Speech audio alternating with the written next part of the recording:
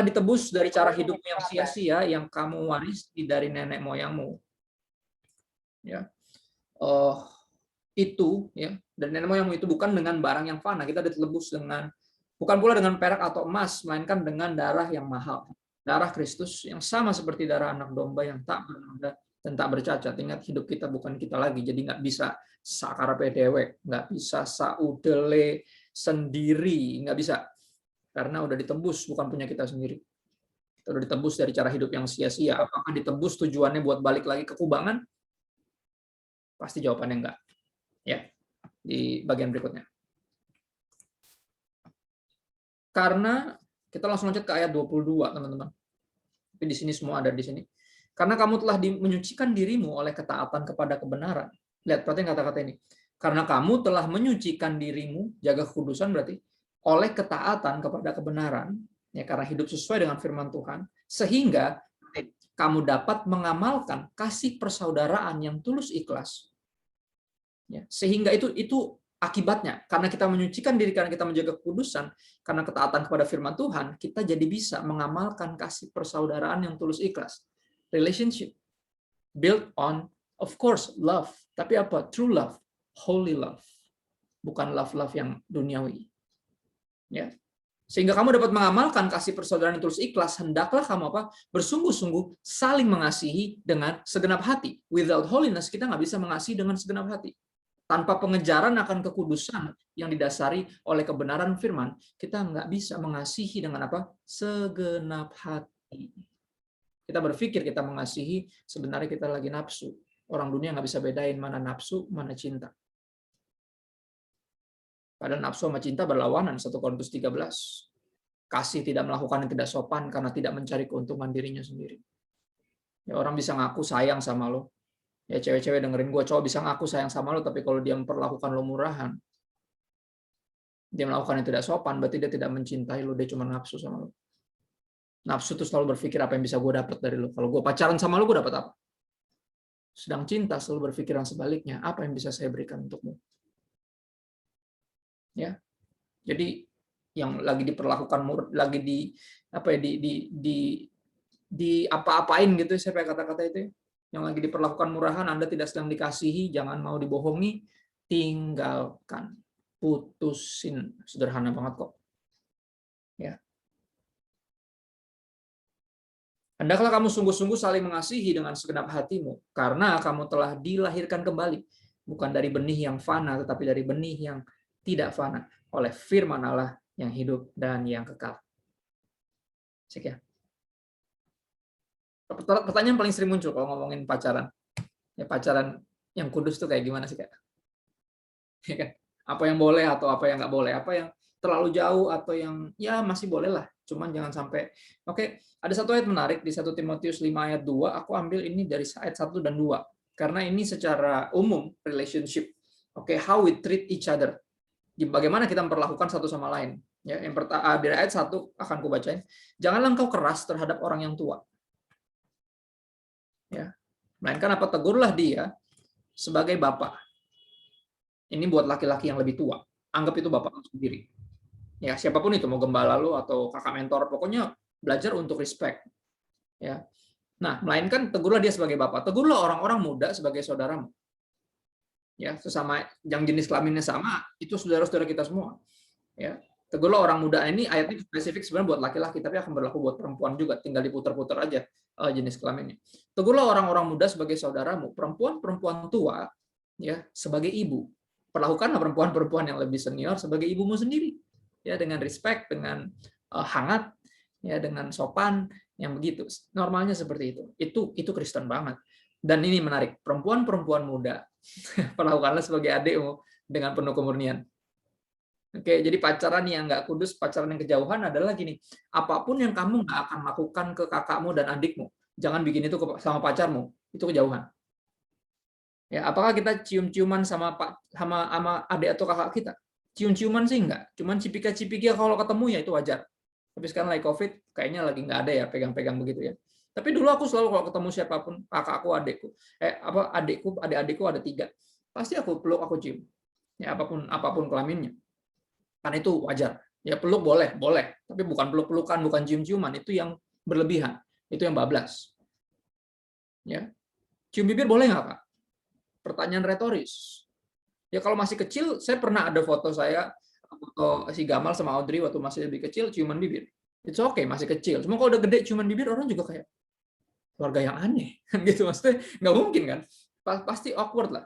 Ya nggak ada di belahan dunia manapun nggak ada juga gitu. Kakak ada yang ciuman bibir tuh aneh. Artinya apa? Kejauhan.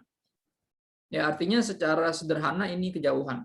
Pacaran yang kudus tuh sederhananya adalah gini teman-teman. Pacaran seperti Yesus ada di situ. Yesus ada di sini, lihat, tuh dia, pakai masker, ya kan, dekat belakang. Saya panjangin rambut biar makin mirip sama Tuhan Yesus. Tuh lihat, udah mirip belum? Lumayan ya, ntar lagi. Ya, pacaran seperti Yesus ada di situ, karena gini, nggak usah Yesus ada di situ, Bapaknya ada di situ aja, lu nggak bakal aneh-aneh, bener? Apalagi ada yang berwajib, yaitu Yesus sendiri. Ya, jadi kalau masih era nonton bioskop, aku selalu bercandanya, aku bilang kalau nonton berdua beli tiketnya 3. Ya, jadi yang tengah buat taruh tas gitu loh, taruh makanan ya kan. Buat Tuhan Yesus yang tengah, bangku tengahnya. Jadi nggak ada yang peluk-pelukan, mepet-mepet, ora jelas, apalagi ramah ya kan, rajin menjamah, grepe-grepe. Nggak ada tuh yang gitu-gitu, oke? Fokus nonton. Tiket jangan sampai nggak nonton, rugi. Ngapain lu nonton kalau gitu? Kalau cuma buat grepe-grepe ya kan? Artinya apa? Pacaran seperti Yesus ada di situ. Buat saya kekudusan sederhananya adalah hidup kudus itu adalah sesederhana menghargai hadirat Tuhan. Benar nggak? Ku yakin kau hadir di sini. Coba pacaran sambil nyanyi lagu itu, kira-kira bisa bikin dosa nggak? Nggak bisa. Ada dia di sini. Oh iya juga ya. Maksudnya, ku rasakan. Benar nggak? Nggak mungkin hawa nafsu yang dirasakan. Benar nggak? Ku rasakan kasih yang sejati. Saling menghormati. Saling menghargai. Itu yang romantis. Romantis itu bukan bukain pintu kalau ada yang turun pacarnya. Romantis itu sedingin apapun, ya kan, cuman berduaan, sesunyi apapun, nggak buka baju pasanganmu, nggak buka baju pacarmu, itu romantis. Romantis bukan bukain pintu, bukan. Ya, walaupun dia mau, walaupun sama-sama suka, nggak ada alasan.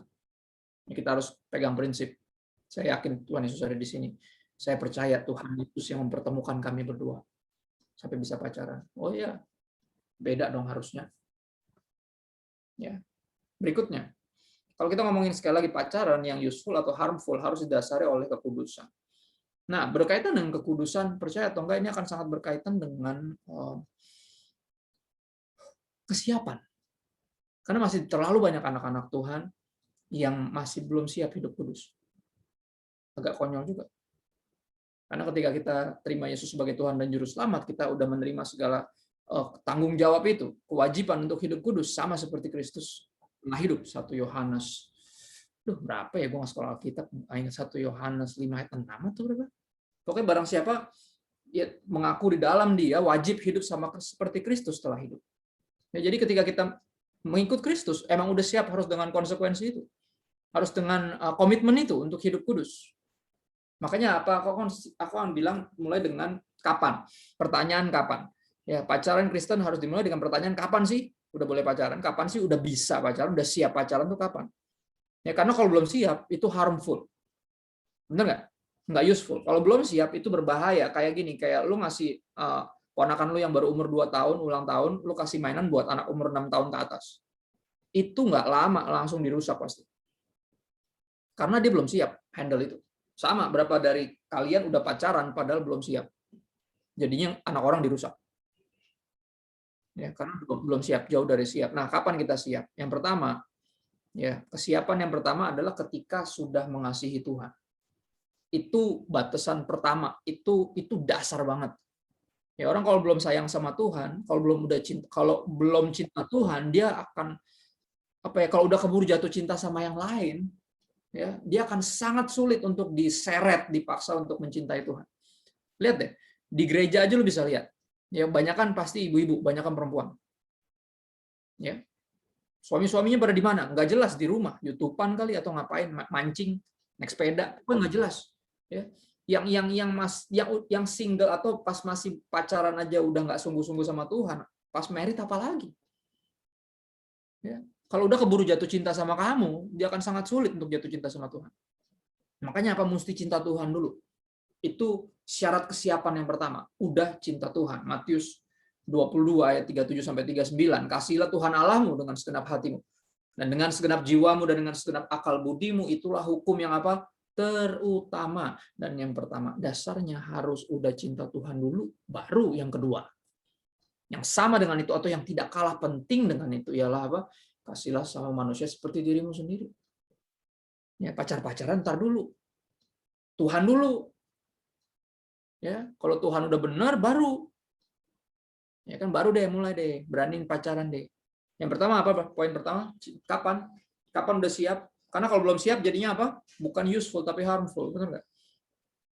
Bukan make you stronger, it make you weaker. Yang pertama adalah jawabannya kapan udah cinta Tuhan, itu yang pertama. Carilah dahulu kerajaan Allah dan kebenarannya, maka semua itu akan ditambahkan kepadamu. Benar nggak? Tuhan dulu. Lihat, semua itu dicari bangsa-bangsa yang tidak mengenal Allah. Pacar, benar nggak? Dicari kan sama orang-orang. Dan sampai orang Kristen juga gitu. Akan tapi apa Bapamu yang di surga tahu bahwa kamu memerlukan semuanya itu. Tuhan tahu kalau emang perlu pasangan, ya emang udah waktunya untuk pacaran atau bahkan menikah, pasti akan dipertemukan kok. Kalau udah siap. Siapnya kapan? Ketika udah apa mencari dahulu kerajaan Allah dan kebenarannya. Maka semuanya akan ditambahkan termasuk jodoh. Semuanya itu tambahan, teman-teman. Yang utama itu Tuhan. Makanya kesiapan yang pertama adalah bicara tentang udah cinta Tuhan. Sebab itu apalah, janganlah kamu khawatir akan hari besok. Banyak banget. Salah satu kekhawatiran terbesar dalam hidup manusia adalah gue jadi sama siapa ya nanti. Benar nggak? Ya kan? Yang berikutnya, syarat berikutnya menjawab pertanyaan kapan. Karena kalau belum siap, sekali lagi ini jadi harmful. Yang kedua adalah ketika udah dewasa. Matius 19 ayat 5. Ya, aku mulai dari ayat sebelumnya. Ya, aku mulai dari ayat sebelumnya. Dikatakan gini, tidakkah kamu baca bahwa Ia yang menciptakan manusia sejak semula menjadikan mereka laki-laki dan perempuan? Kenapa mulai dari sini? Karena ada orang yang bertanya sebenarnya mencoba Yesus. Boleh nggak menceraikan istri untuk alasan apapun? Ya, artinya bicara tentang pernikahan, benar nggak? Dan di sini kita bisa belajar satu poin yang sederhana banget dari awal dari ayat ini. Ya, bahwa gini, jodoh itu pertama kriterianya harus lawan jenis, teman-teman. Ya, bener nggak? Mau cinta Tuhan kayak kalau sama jenis ya kan, intinya pernikahan itu menurut Tuhan laki-laki dan perempuan. Makanya dibilang dari awal, tidakkah kamu baca bahwa Ia menciptakan manusia sejak semula menjadikan mereka laki-laki dan perempuan. Pernikahan harus antara laki-laki dan perempuan. Jodoh itu pertama harus lawan jenis. Ya. Sebab itu apa? Laki-laki akan meninggalkan ayah dan ibunya dan bersatu dengan istrinya. Bicara apa? Kemandirian, teman-teman. Bahasa Inggrisnya man. Ada perbedaan man sama boy. Ngerti ya? Aku tumbuh besar aku anak 90s, oke, 90-an. Dulu demen boy band namanya Boyz II Men. Isinya orang-orang negro semua. Suaranya ngeri-ngeri. Ya. Kalau nyanyi bawaannya ngeselin gitu karena suaranya bisa pokoknya heboh lah. Ya, Boyz II Men. Boyz II Men itu artinya dari bocah laki-laki menjadi pria dewasa. Di sini bicara kedewasaan, makanya apa? Meninggalkan ayah ibunya, bicara tentang tanggung jawab. Kapan orang udah dewasa? Ketika dia udah bertanggung jawab. Dewasa sama umur nggak ada urusannya. Karena beberapa orang kita bisa lihat, dia berapa orang udah tua tapi nggak dewasa-dewasa. Makanya kayak bocah. Maksa, ngambek, ngamuk. Ya kan? Bener nggak? Controlling, toxic. Bener nggak? Karena apa? Cuma tambah tua, nggak tambah dewasa. Dewasa bicara tentang mengambil tanggung jawab. Ya. Demikianlah mereka bukan lagi dua, melainkan satu, karena itu apa yang telah dipersatukan Allah tidak boleh diceraikan manusia. Karena ini suatu yang penting, teman-teman, ini suatu yang kudus. Kudus artinya berkaitan dengan, bertalian erat dengan siapa? Tuhan. He is holy. Makanya dari pacaran ya harus kudus. Kalau nggak bisa masuk ke pernikahan kudus. Tapi kalau udah keburu berantakan, bisa, yang penting bertobat. Ya kan sama, semua kita juga udah berantakan. Semua manusia telah jatuh dalam dosa dan kehilangan kemuliaan Allah. Ya, berapa dari lu ngerasa lebih kudus karena lu masih perawan? Tapi lu pasti pernah bikin dosa. Sama aja, udah nggak kudus juga.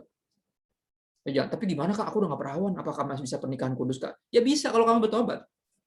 Ya kalau kamu sungguh-sungguh sama Tuhan sekarang, bisa lah.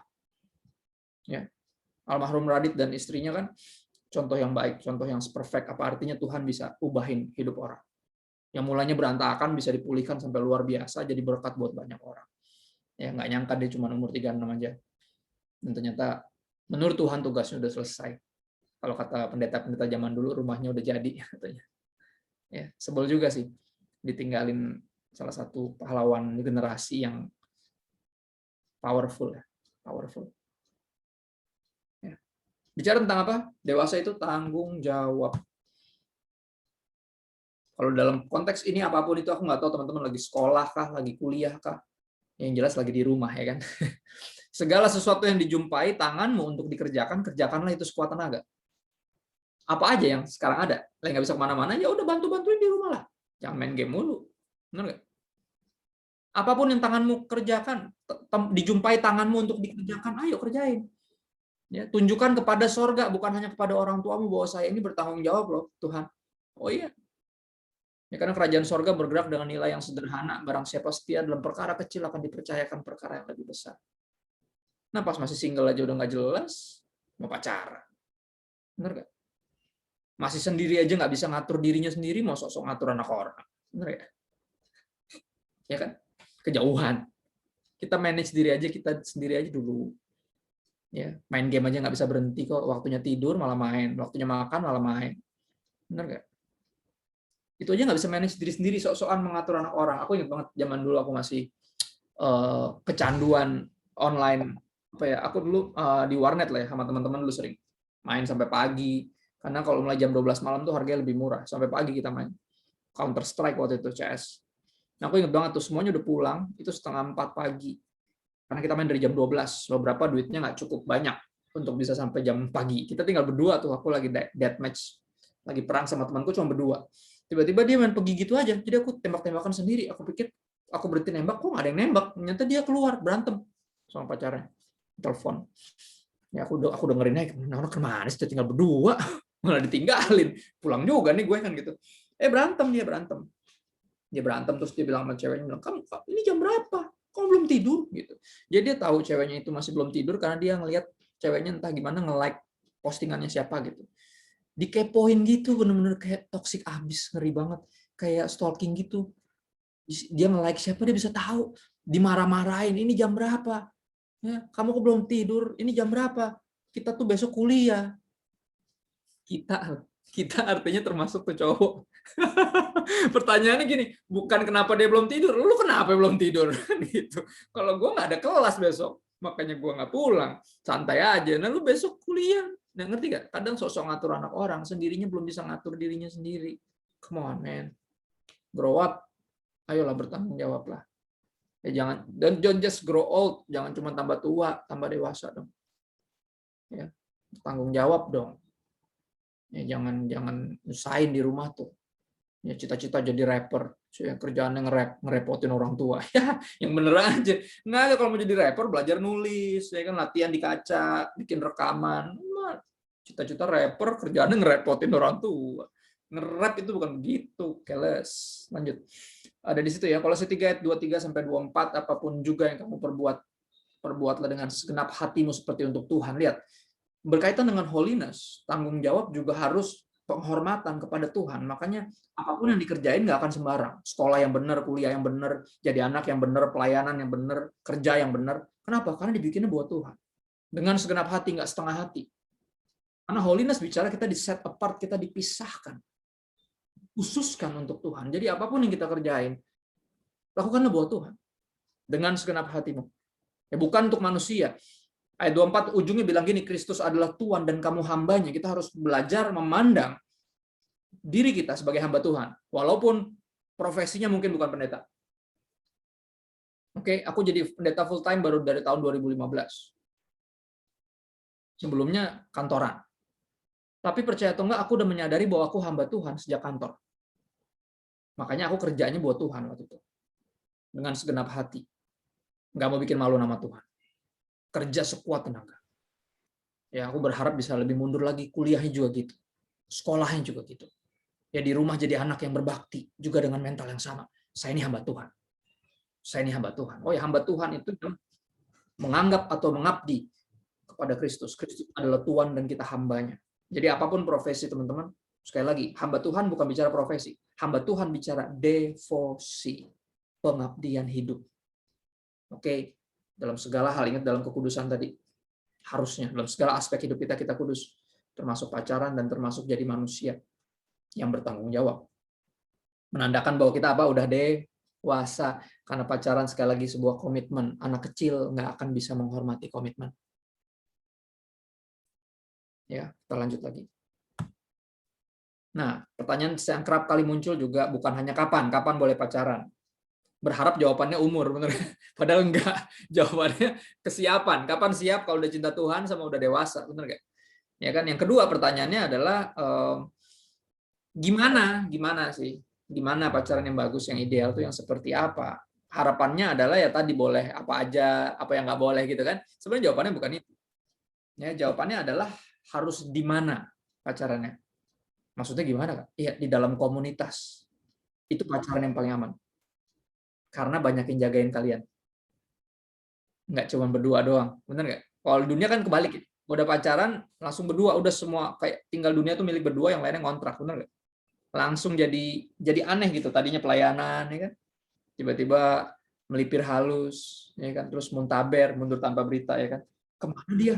Katanya sih pindah ke gereja ceweknya. Emang ceweknya gereja? Enggak. Gereja yang bawang itu loh. Ya itu bukan gereja. Ngerti nggak? Ngerti kan? Bener, itu lagu lama kaset kusut. Apalagi kalau udah married.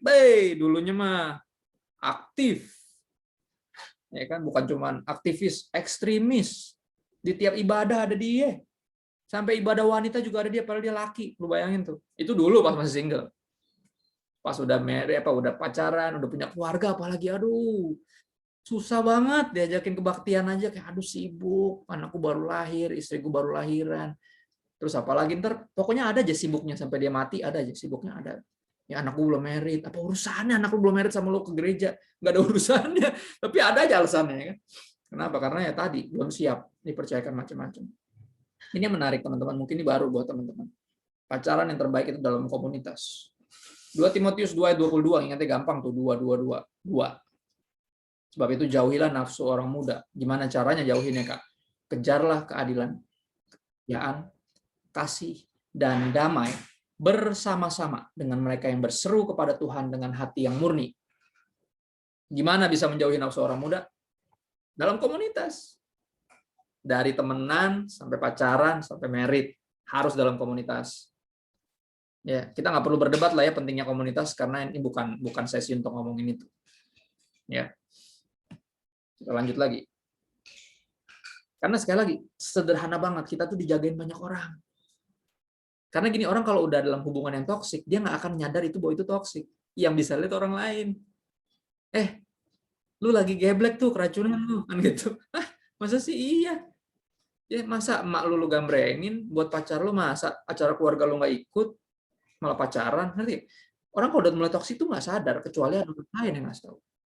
Makanya bersyukur ada kakak mentor, ada teman-teman Bible study yang sama, teman-teman persekutuan doa, teman-teman komsel. Bersyukurlah ada mereka yang bisa lihat, karena gini, ada alasan kenapa disebutnya blind spot, karena kita nggak bisa lihat, yang bisa lihat orang lain. Nah, kalau lagi jatuh cinta, ini dia jeleknya, karena emang projection-nya adalah pernikahan, dari 2 jadi 1, ketika pacaran udah mulai jadi 1 loh. Makanya susah ngelihat satu sama lain, karena udah mulai udah mulai nggak objektif lagi. Ngerti gak? Udah mulai subjektif.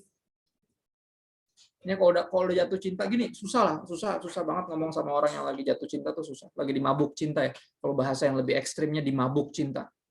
Dimabuk, ngomong sama orang mabuk tuh nggak ada gunanya. Satu, kalau dibilang mabuk dia marah, bener gak? Kalau coba ditolongin, dia nggak berasa perlu ditolongin, padahal jalannya udah miring-miring, bener gak? Itu jadi orang mabuk. Sama, orang kalau dimabuk cinta juga gitu. Ya kalau kita coba nasehatin, waduh, setengah mati. Ya 11-12 sama orang budak, bego, sama gila. Susah, nggak bakal mau denger. Dia cuma mau denger sama yang dia lagi jatuh cinta sama orang itu. Kupingnya cuman nyalanya cuman bisa dengar suaranya say bonsai, ya kan? Dia cuma bisa dengar yang itu, yang lainnya nggak bisa dengar. Yang lainnya langsung budak. Orang tua ngomong budak, kakak mentor bilang budak, gembala ngomong budak, budak kayak semua cuma bisa dengar suara si yang manggil say tadi, ya, sayur asem, ya kan? Dan ini penting. Kenapa? Karena pacaran dalam komunitas sederhana banyak yang jagain, itu aja. Ya, jadi kalau kita ntar lagi berantem misalnya, kita punya teman-teman untuk kita nggak kayak, bayangin lu udah cuma berduaan, terus lu berantem, abis itu lu lari kemana? Biasanya kayak enggak biasanya. Bener nggak? Coba cari pelarian yang biasanya buruk. Ya. Makanya nggak pacaran, gimana pacaran yang benar di dalam komunitas, bukan gimana, lebih tepatnya di mana. Dalam komunitas nggak harus ketemu hampir 2 tahun COVID-19. Bener nggak? Kita belajar dunia maya itu ternyata nyata juga. Gitu loh. Ya kan banyak mall udah mau tutup karena tenannya pada pindah ke online, toko online semua. Nah, gereja pindah online tetap hidup harusnya. Kenapa? Karena orang-orang di online orang semua itu. Ya 177.000 followerku itu semuanya orang, nggak ada peninggi badan sama pembesar harga diri, nggak ada, itu orang semua. Ya. Dan itu bayangin, itu rasanya kayak gembalain 177.000 orang. Itu kalau kebaktian, Gelora Bung Karno aja nggak muat itu. Bener nggak? Artinya apa? Kita harus memandangnya dengan tepat. Jangan lagi menyepelekan, oh ini pelayanan dunia nyata, yang turun ke jalanan.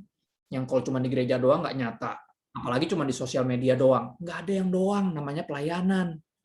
Semuanya jiwa. Jadi nggak harus saling melemparkan tuduhan bahwa jago kandang lo. Nggak usah. Di kandang, kita sekarang dikandangin semua di rumah. Tapi apakah pelayanan berhenti? Enggak. Tiap hari ada yang direct message, ada yang mau bunuh diri, ada yang mau bunuh bapaknya, ada yang berantem dulu, ada yang mau cerai. Bener nggak? Itu orang semua tuh. Capek, namanya juga ikut Tuhan. Tapi apa? Nggak secapek itu. Kenapa? Karena kita jatuh cinta. Ini kan salah satunya powerful dari cinta sebenarnya, atau pacar-pacaran, bikin kayaknya lebih fun gitu. Karena lo berbunga-bunga hati lo. Bener nggak? Ya teman-teman, yang kita pelajari tentang cinta. Cinta itu mengubah kewajiban jadi kerinduan. Bener nggak? Tadinya harus, tapi karena jatuh cinta, jadi pengen. Dan kalau buat orang yang jatuh cinta, nggak ada yang terlalu susah. Semuanya diusahain pasti. Karena sayang, bener nggak? Itu yang positif dari pacaran di umur-umur remaja atau pemuda tuh, lebih semangat, sekolahnya lebih semangat. Ya kan? Pelayanannya lebih semangat. Karena berbunga-bunga. Cuman problemnya itu, kalau nggak pertama dikuasai oleh cinta kepada Tuhan dulu, itu malah bahaya. Ya malah jadi akhirnya pasangannya jadi berhala buat dia. Dan berhala selalu menuntut tumbal, teman-teman. Ya itu makanya problem. Kita harus pertama udah cinta Tuhan. Ya berikutnya kita udah dewasa. Nah berikutnya dalam komunitas. Ya itu yang akan bikin pacaran jadi useful, bukan harmful. Ya. Berikutnya, pertanyaan yang sering muncul adalah siapa? Ya kan? Siapa? Berharap jawabannya adalah nama. Benar nggak? Kita buka Alkitab langsung tunjuk, ya kan? Demas. Wah, Demas. Demas namanya nggak bagus tokohnya di Alkitab, yang malah digambrengin sama Paulus. Jangan kayak Demas ya, kan gitu. Lu mah dapetnya Demas ya kan. Tapi kan namanya nggak selalu ada di situ, ya kan? Namanya Dimas. Dimas nggak ada di Alkitab. Ya kan? Gimana dong? Nggak, ini Tuhan nggak akan kasih nama, teman-teman. Dia akan kasih sesuatu yang sangat jelas. Perhatiin, siapa? Jawaban berikutnya adalah pertanyaannya siapa. Karena kalau salah pacaran juga bikin pacaran jadi harmful.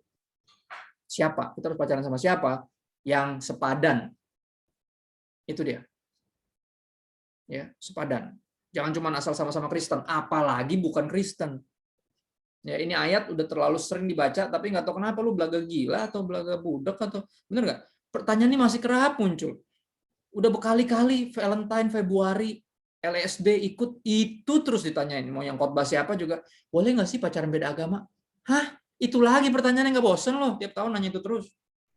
Maksa banget, kayak bener nggak? Bukan nggak tahu, tapi nggak mau tahu. Kan dia pikir bisa kok, Tuhannya kan sama, Kak. Tuhannya sama. Oh ya? Tuhan dia emang Yesus? Hah? Enggak, Kak, jadi gini, Kak. Apaan? Jadi gini, kayak gunung, Kak. Kayak gunung jadi tuh. Ya, di atas itu Tuhan. Ya kan? Jadi kita tuh sebenarnya lagi naik gunung. Ya, kita yang Kristen dari sini Dia yang server lain dari sini, ya kan, pacarku tuh dari sini. Nah, teman kita yang dari sini, yang lain lagi dari sini, ujung-ujungnya nanti ketemu tuh. Oh gitu. Iya. Gitu ya kata dia. Iya, ya udah tanyain gini, Tuhannya dia Yesus bukan? Kalau Tuhannya dia Yesus aman udah. Apa lu pacaran mau merit terserah. Ya. Coba lu tanya, kalau emang benar Tuhan kita sama, Tuhan dia Yesus bukan? Ya, tanyain aja udah. Karena pasti jawabannya bukan. Kalau bukan berarti apa? Beda Tuhan. Nggak usah disama-samain, yang beda. Nggak usah dipaksain. Janganlah kau merupakan pasangan yang tidak seimbang dengan orang-orang yang tak percaya kepada Yesus. Terjemahan bahasa Indonesia masa kini lebih jelas. Bukan cuma nggak percaya. Karena kadang perbedaan keyakinan juga bisa bikin orang putus, benar nggak? Yang satu yakin dia jodohnya, yang satu nggak yakin. Itu kan bukan perbedaan keyakinan, bukan itu. Right? Nggak, perbedaan keyakinan adalah satu percaya sama Yesus, satunya enggak. Sebab persamaan apakah terdapat antara kebenaran dan kedurhakaan? Atau bagaimanakah terang dapat bersatu dengan gelap? Apakah persamaan apakah yang terdapat antara Kristus dan Belial? Apakah bagian bersama orang-orang percaya dengan orang-orang tak percaya? Ini kan pertanyaannya sebenarnya udah jelas jawabannya. Tapi apa? Lu nggak peduli itu masalahnya. Bener gak? Semua jalan manusia itu benar di pemandangannya sendiri. Ya. Tapi itu ada yang merit beda agama baik-baik aja, Kak. Enggak, bukan boleh apa enggak. Kan nanya boleh apa enggak kan? Enggak boleh. Tapi bisa nggak? Bisa kalau dipaksain. Enggak. Bunuh diri boleh nggak? Enggak. Bisa nggak? Bisa.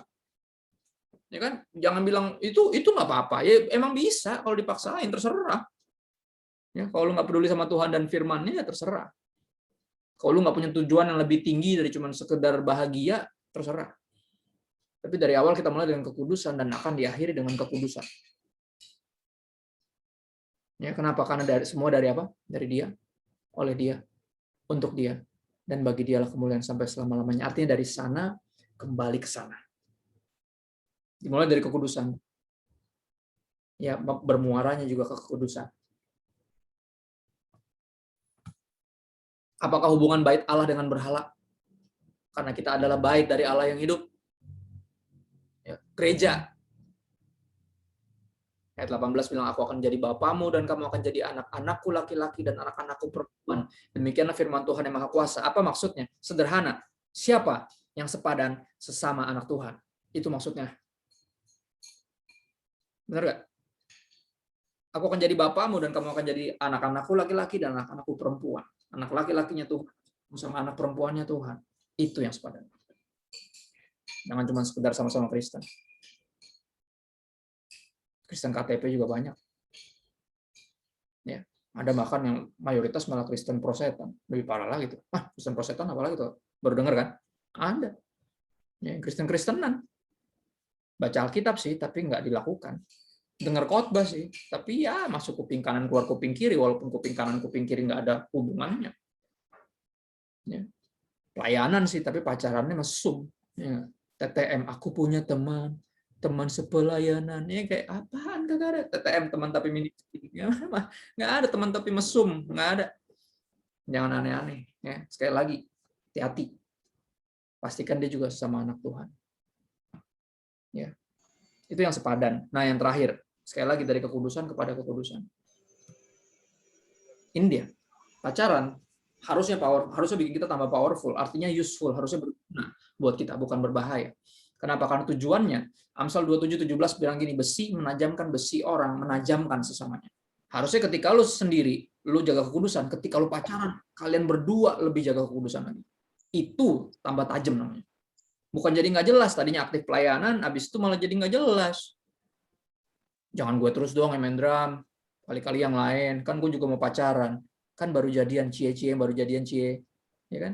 Enggak, tiba-tiba udah mulai jadwalnya mulai dikurang-kurangin, malah bukan makin semangat pelayanan, makin aktif pelayanan, malah nggak jelas. Ya, harusnya apa? Makin tajam, besi, menajamkan besi orang, menajamkan sesamanya.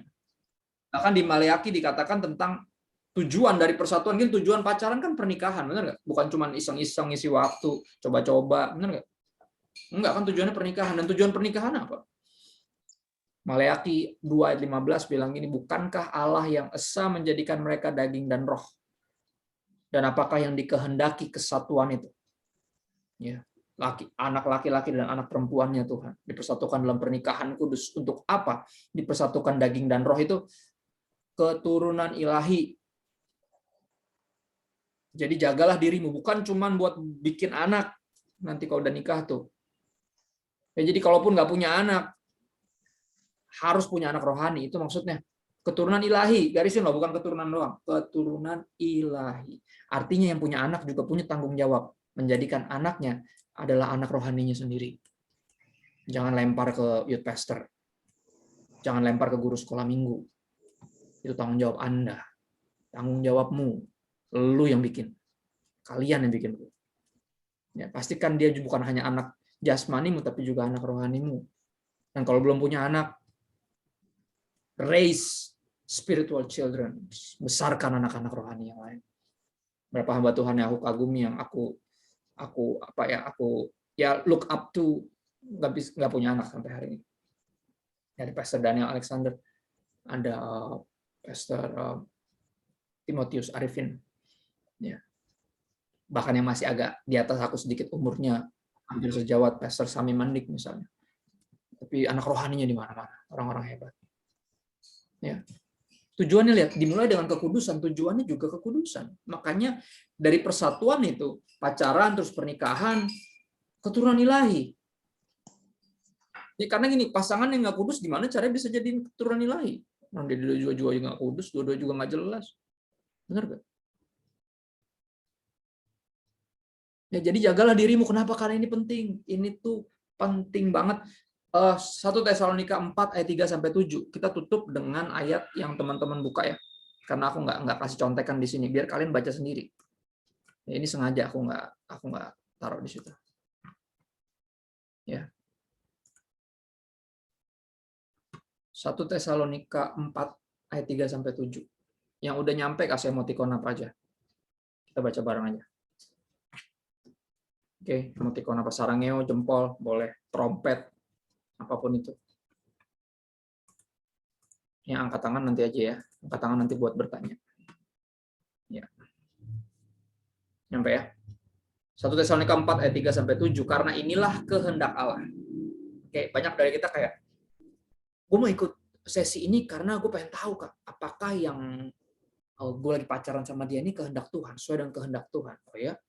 Atau lu cuma pengen nanyanya karena lu pengen pacaran lu baik-baik aja tuh sampai married, nggak pakai putus gitu, nggak pakai cerai gitu kan?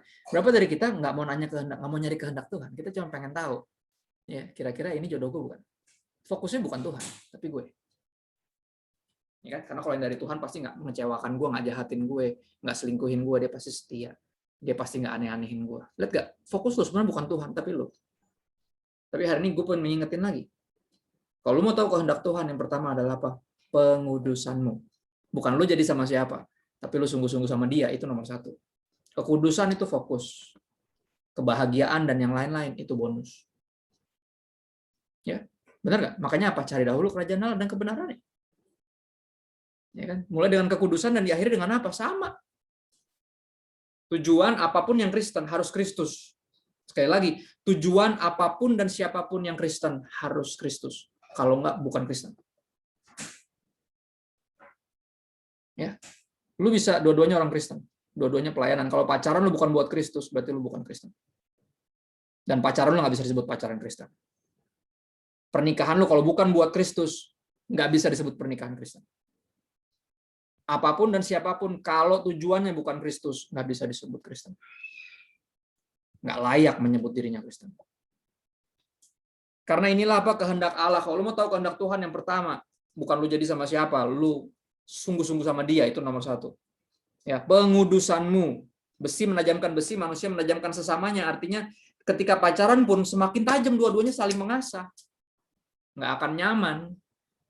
Kalau nyari nyaman gak usah pacaran, lu beli beanbag mendingan, pesen di Tokped. Ya kan? Beanbag tuh nyaman, ya kan? Aduh, enak banget nih. Bener. Kalau nyari nyaman jangan pacaran, malah ribet tuh kalau pacaran. Lu kasih tahu aja. Ya kan? Makan mesti izin, tidur mesti izin, live IG sama siapa mesti izin. Ribet. Bener gak? Inilah kehendak Allah pengudusanmu, yaitu supaya kamu menjauhi percabulan. Jadi pacaran itu berbahaya, harmful kalau udah jelas nggak ada kekudusan. Dari awal udah gue ngomong, sekarang ujungnya ke sini lagi, benar nggak? Supaya kamu masing-masing mengambil seorang perempuan jadi istrimu sendiri. Lihat, artinya dimulai dari pacaran dulu tentunya. Karena tujuannya adalah apa? Ketika dipersatukan pun dengan lawan jenis yang sesama anak Tuhan, tujuan itu pengudusan, Mas. Ya biar apa? Biar nggak hidup dalam percabulan. Masing-masing ambil perempuan jadi istrimu sendiri dan hidup dalam pengudusan dan penghormatan. Dari pacaran harus dipraktekin ini pengudusan dan penghormatannya, kawan-kawan. Ya, kalau enggak berarti visinya beda. Ya, visinya beda. Kamu tuh pacarannya terlalu alim banget deh. Ya kan? Tapi ini aku jaga kekudusan. Ketinggian standar kamu, pantesan kamu nggak laku-laku lah. Kurang ajar. Cari yang lain. Ya. Cari yang lain. Yang punya sama, visinya sama. Yang ngerti bahwa ini tentang pengudusan. Kita akan saling memproses. Dalam pernikahan itu udah kayak jadi sparring partner menuju kekudusan. Oh ya, nggak akan nyaman. Nggak akan nyaman. Zona nyaman emang enak, tapi nggak ada yang bertumbuh di situ. Benar? Kenyamanan dan pertumbuhan nggak pernah nyambung. Ketika Tuhan pengen lo bertumbuh, dia akan bikin lo nggak nyaman. Lo cari orang yang ketika lo pacaran sama dia tuh lo dikoreksi terus. Ya. Jangan pegang-pegang. Ih, kenapa sih? Kan kita udah pacaran. Kasih ketemu yang gitu, yang dikoreksi terus pokoknya. Diingetin buat jaga kekudusan, diingetin untuk ayo kita mesti punya nilai yang lebih tinggi dari yang lain. Kita harus fokus sama Tuhan. Ya, bikin lo nggak nyaman ketika lo males-malesan, ya kan? Kamu udah baca Alkitab udah satu dulu belum? Ada apaan sih? Nah, cari yang gitu yang bikin nggak nyaman. Ya. Cari yang menantang lo untuk lebih, ayo gitu loh. Ya. Udah online service belum tadi jam 7? Waduh, aku bangunnya baru jam 10. Ya terus tonton lah yang tadi kan bisa ditonton lagi. Cari yang bikin nggak nyaman. Ya, jangan yang bikin nyaman. Perhatiin. Supaya kamu masing-masing mengambil seorang perempuan jadi istrimu sendiri dan hidup dalam pengudusan dan penghormatan. Bukan di dalam keinginan hawa nafsu. Seperti yang dibuat oleh orang-orang yang tidak mengenal Allah. Dan supaya dalam hal-hal ini, dalam hal hubungan antar lawan jenis, dalam romans, dalam pacaran dan juga pernikahan, orang jangan memperlakukan saudaranya dengan tidak baik atau memperdayakannya. Sekali lagi teman-teman harus menyadari, lu bukan cuma pacaran sama anak orang, lu pacaran sama sesama anak Tuhan. Kita ini saudara. Oke? Macam-macam sama anak Tuhan ngajak ribut bapaknya. Bener gak? Jangan aneh-aneh deh. Perhatiin, karena Tuhan adalah pembalas dari semuanya ini. Ayatnya keras. Seperti yang telah kami katakan dan tegaskan dahulu kepadamu. Ayat 7, ayat terakhir. Allah memanggil kita bukan untuk melakukan apa yang cemar, melainkan apa yang kudus. Kalau pacaran yang nggak ada kekudusan, itu berbahaya. Will make you weaker, bukan stronger. Aku berharap ini sederhana. Ya, karena ini seluruh Alkitab yang bisa gue tahu tentang pacaran dan romansa Kristen, Christian romance. Right? Yuk kita ngobrol yuk. Thank you. Oke, puji Tuhan. Sebanyak teman-teman yang diberkati lewat sharing dari Pastor Christopher Tapiheru, boleh kasih emot apapun itu. Oke, puji Tuhan. Ya, saya sedikit rangkum dari apa yang disampaikan oleh Pastor Christopher saat sore hari ini, ngomongin tentang relationship, atau yang sore hari ini kita bahas lebih detail tentang pacaran. Ya, bagaimana pacaran itu bisa being useful and not harmful. Bagaimana pacaran itu bisa menjadi sesuatu yang menguntungkan, menguatkan kita, bukan menjadi sesuatu yang merugikan kita. Itu didasari oleh yang pertama kekudusan. Ya, pastikan bahwa dalam setiap pacaran itu didasari dengan kekudusan. Dan kekudusan ini didasari juga dengan cinta yang sejati, di mana cinta yang sejati itu diperlakukan spesial dan bukan murahan. Ada Roh Kudus dalam setiap kehidupan kita yang akan memampukan kita untuk kita hidup di dalam kekudusan.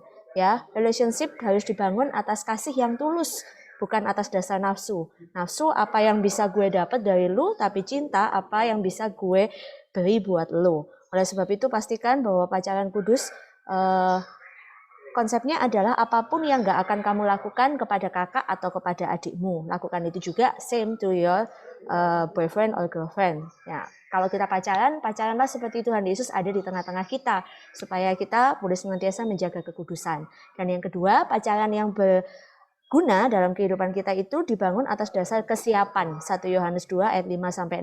Kapan kita siap? Standarnya kesiapan itu adalah ketika kita udah mengasihi Tuhan.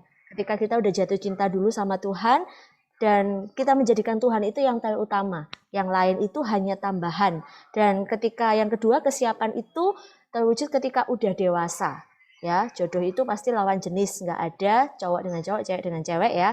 Tetapi jodoh itu pria dan wanita. Orang yang dewasa dia akan bekerja dengan tanggung jawab. Dan pastikan untuk kita menjadi orang-orang yang dewasa, kita bertanggung jawab atas hidup kita bekerja dengan segenap hati untuk Tuhan. Selanjutnya ngomongin tentang pacaran yang ideal itu bukanlah tentang how, tetapi tentang di mana, yaitu di dalam komunitas. Pastikan bahwa ketika kita pacaran di dalam komunitas, bukan berdua-duaan aja. Ya, cinta itu mengubah kewajiban menjadi kerinduan.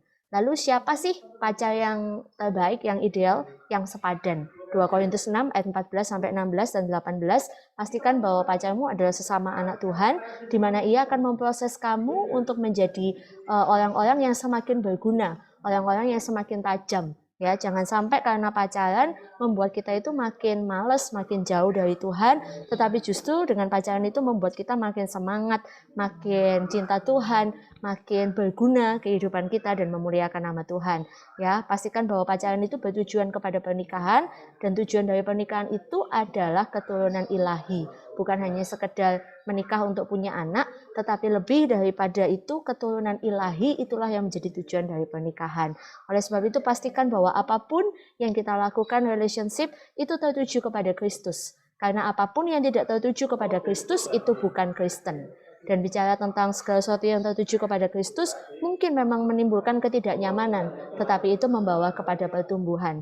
Kenyamanan dan pertumbuhan nggak akan nyambung karena nggak ada pertumbuhan dalam kenyamanan. Balik lagi bahwa semuanya didasari dari kekudusan dan menuju kepada kekudusan. Oleh sebab itu tanpa kekudusan kita nggak akan pernah bisa menikmati sesuatu yang berguna dalam kehidupan kita. Oleh sebab itu relationship pun harus didasari dari kekudusan dan menuju kepada kekudusan.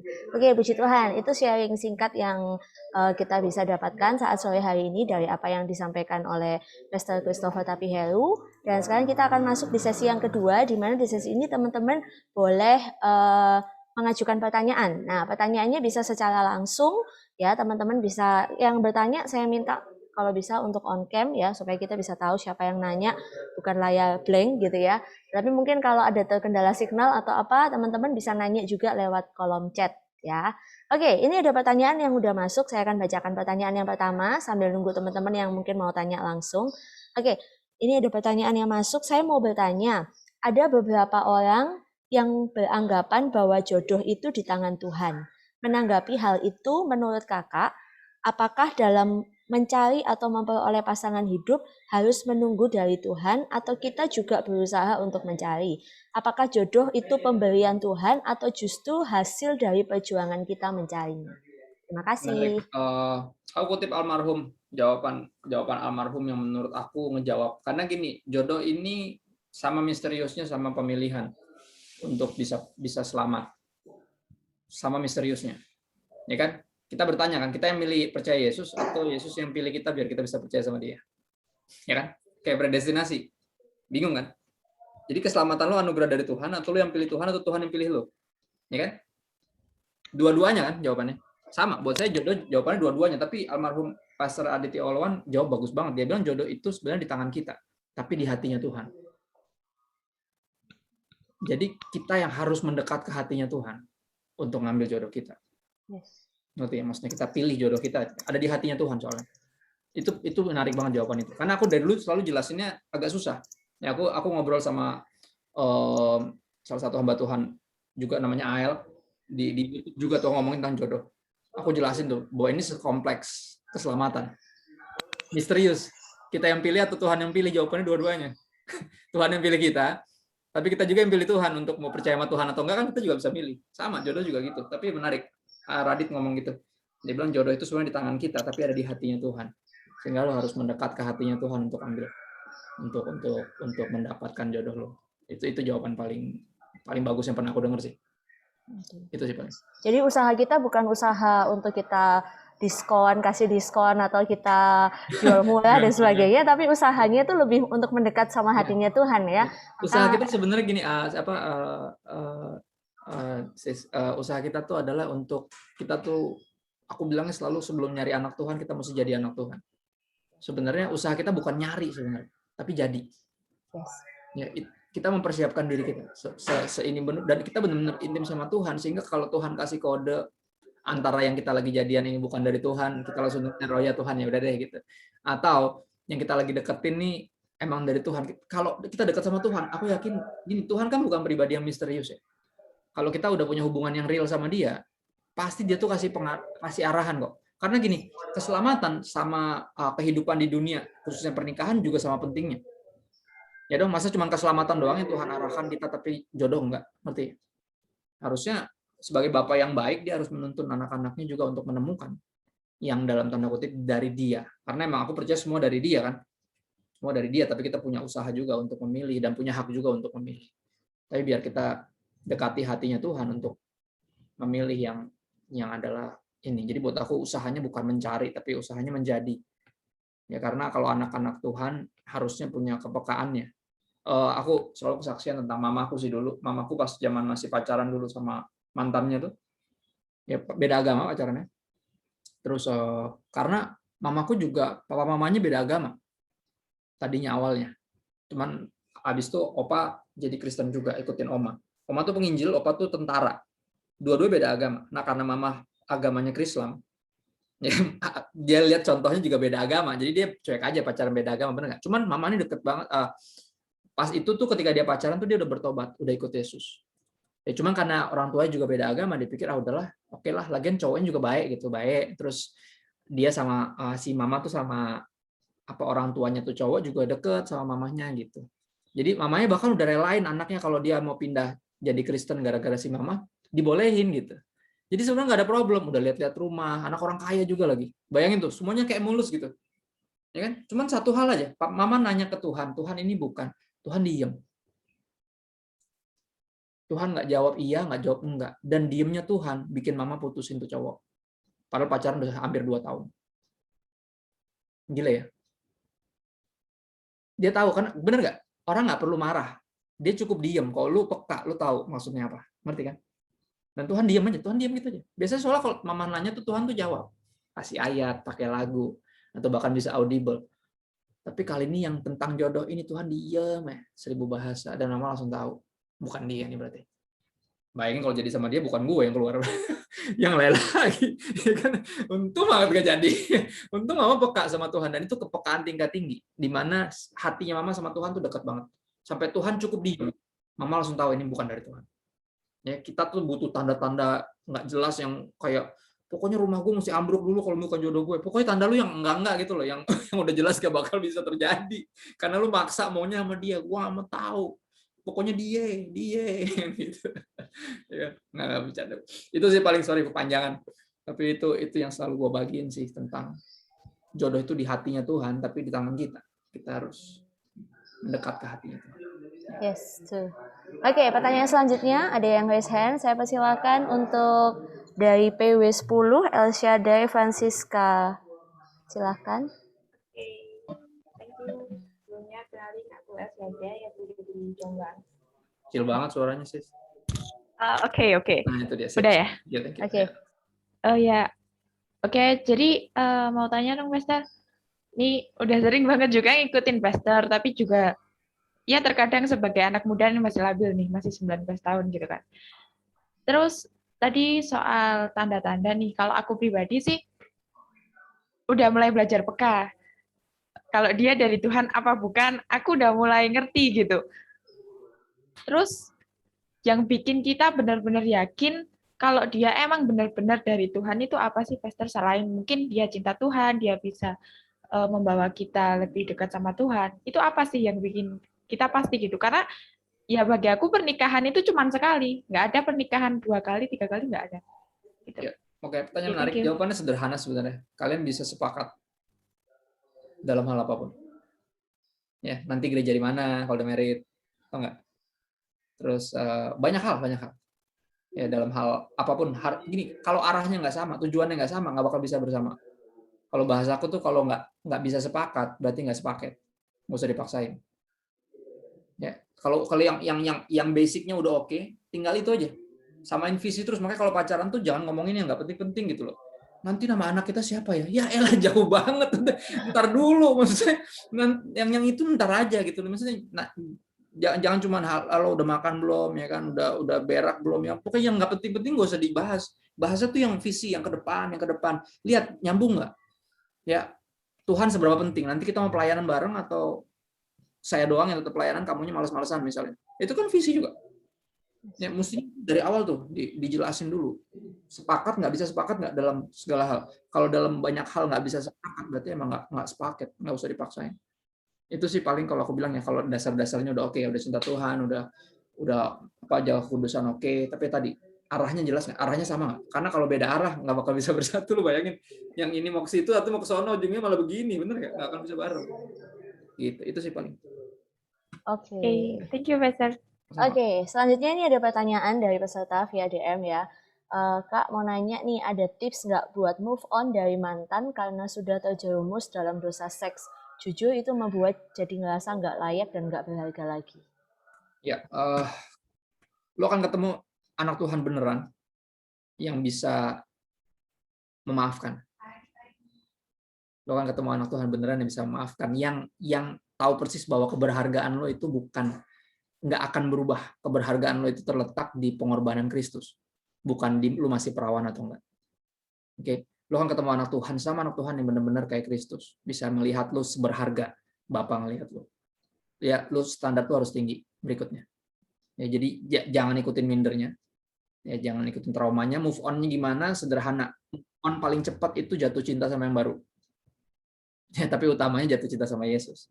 Karena yang kita harus move on itu sebenarnya bukan dari pasangan, dari dosa. Ingat kan? Kan dulu kan pacaran dalam dosa tuh. Yang pertama harus kita move on tuh dari dosa dulu.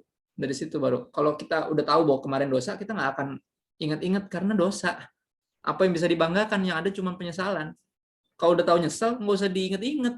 Apa gunanya? Ngerti gak? Ya, jadi cara move on paling gampang itu jatuh cinta sama yang baru. Cara move on dari dosa itu jatuh cinta sama Yesus. Ya, dan lu akan ketemu nanti. Gue yakin lu akan dipertemukan sama sesama anak Tuhan. Yang kalaupun lu cerita jujur, dia akan bisa terima lu dan maafin lu. Lu akan ngalamin kasih Tuhan, pengampunan Tuhan melalui sesama manusia. Gue ngalamin itu dari istri gue. Ya, masa lalu gue kelam, pacaran gue nggak beres yang pertama. Tapi istri gue waktu kita masih pacaran, dia berhasil memaafkan gue. And itu yang bikin kita sampai hari ini. Bulan ini tanggal 16 nanti tahun ke-11 kita married. 11 tahun married, 3 tahun pacaran, 2 tahun temenan. Hampir 16 tahun kita bareng. Right? Tapi itu kunci dari apa? Dia bisa memaafkan saya. Dia bisa extend grace yang dia terima. And I'm forever thankful for that. I'm forever thankful for her. Right? Lo kan ketemu orang yang kayak gitu. Jadi, come on, move on, keep your head up. Jangan cari orang yang cuma mau sama lo, karena itu yang bahaya dari kalau udah rusak tuh akan selalu berpikir dia tuh lu nggak berharga. Orang yang nggak sadar dia berharga biasanya murahan, gampangan. Karena ya udahlah orang udah gini juga, ngerti gak? Nggak, jangan gitu. Nilai kamu mesti balik lagi. Ya, nilai kamu itu di pengorbanan Kristus, kamu tuh berharga. Kamu tuh anak, kamu tuh putri raja. Jadi akan ketemu pangeran yang bisa hargain kamu. Itu sih paling dari aku. Oke, ya. Saya rasa itu sangat menguatkan banget untuk kita, paling penting kita move on dari dosa ya. Dan kemudian nanti kita pasti akan ketemu dengan seorang yang memaafkan dan menerima kamu apa adanya sehingga kamu juga bisa bangkit dari setiap masa lalu. Oke, selanjutnya kita akan ada pertanyaan dari pembina kita ini. Ya, silakan kepada Kak Jusangian. Pastor, saya mau tanya.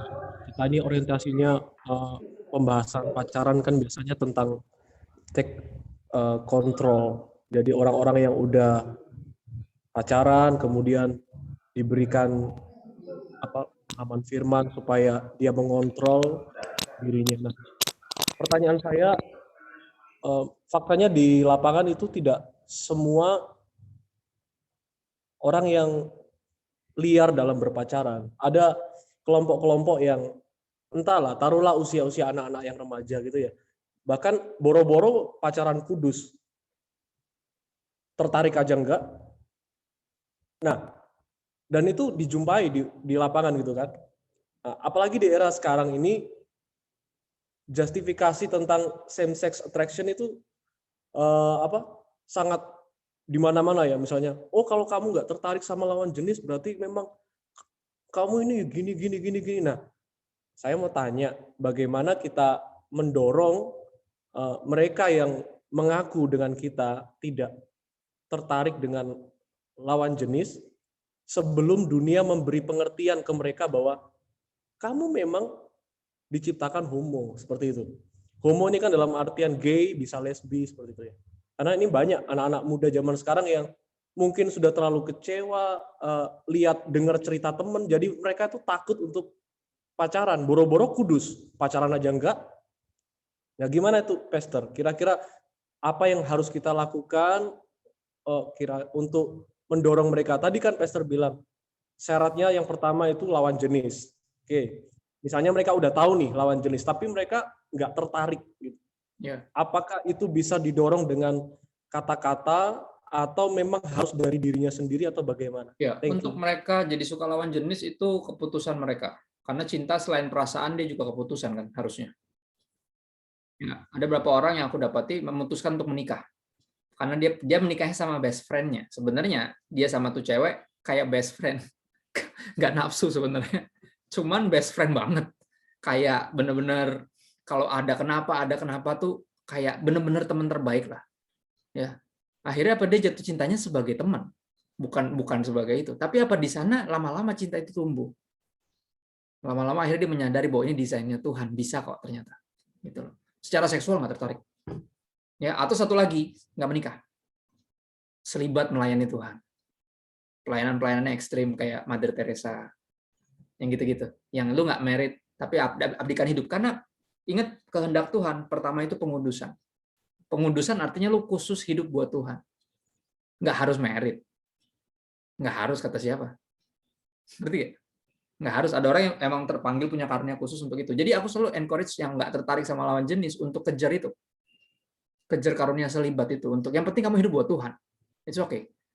Ya nanti hal-hal yang salah, mungkin ini salah, nggak natural. Kamu nggak tertarik sama lawan jenis, tapi tertariknya sama jenis. Tapi apa? Perangi kecenderungan ini. Nggak harus diikutin. Ya walaupun itu rasanya begitu, perasaan nggak harus diikutin. Kita harus ikutin kata Tuhan. Right? Jadi kalau aku selalu encourage-nya ke situ. Aku bimbing beberapa orang juga sama, yang benar-benar nggak tertarik lawan jenis, tapi aku bawa mereka untuk ayo, ya perangi terus sambil terus layani Tuhan dengan hidupmu, maksimalin aja. Nanti di sorga semua kecenderungan yang salah ini udah nggak ada lagi. Ini cuma ada di dunia. Kayak saya walaupun normal, aku terikat pornografi hampir 20 tahun. Ya artinya apa? Punya kecenderungan salah untuk diikuti, yaitu nafsu sama siapapun yang aku pandang seksi. Ngerti nggak? Itu kan salah. Apalagi udah menikah. Ya kalau udah menikah, yang seksi itu cuma istri saya. Saya harusnya nafsu sama dia doang gitu loh. Tapi saya bisa ikutin kecenderungan yang ngaco ini atau dilawan. Ya kan LGBTQ aku nggak sebut sebagai penyakit. Makanya tanya gini, misalnya orang, bisa sembuh nggak sih Kak? Kalau dia penyakit bisa sembuh. Masalahnya bukan penyakit, itu dosa. Dosa itu harus dilawan seumur hidup. Apapun dosanya, kesombongan kah? Ya, keserakahan kah? Kekhawatiran kah? Kekhawatiran masuk kategori dosa loh. Kita ngerendahin Tuhan. Ya, apapun itu. Lust kah? Atau same sex attraction. Semua kita punya dosa sendiri yang harus kita perangi sampai kita mati. Atau sampai Tuhan jemput lagi dengan harapan bahwa apa nanti di sorga. Semua kecenderungan yang salah ini, hasrat ini nggak ada lagi ketika kita menerima tubuh kemuliaan. Itu sih paling. Beberapa aku encourage untuk married sama best friend-nya, yang biasanya lawan jenis. Ya, beberapa aku encourage untuk, lebih banyak yang aku encourage untuk hidup buat Tuhan. Sampai entah ada ketertarikan lawan jenis muncul, kalau nggak ada, pokoknya hidup buat Tuhan aja. Itu. Berarti kita misalnya sebagai mentor itu lebih ke mengarahkan daripada memaksakan kan? Betul, ada gunanya juga kita paksain. Tuhan aja nggak maksa kan, apalagi. Oke. Kita nggak punya hak buat maksa. Oke. Thank you. Sama-sama. Seru. Oke. Selanjutnya ada pertanyaan juga via DM. Kak, saya mau bertanya, bagaimana cara mengatasi jika kita sudah masuk ke tahap pacaran atau bahkan yang lebih serius yaitu pernikahan, tapi kita merasa bahwa si dia bukan dari Tuhan.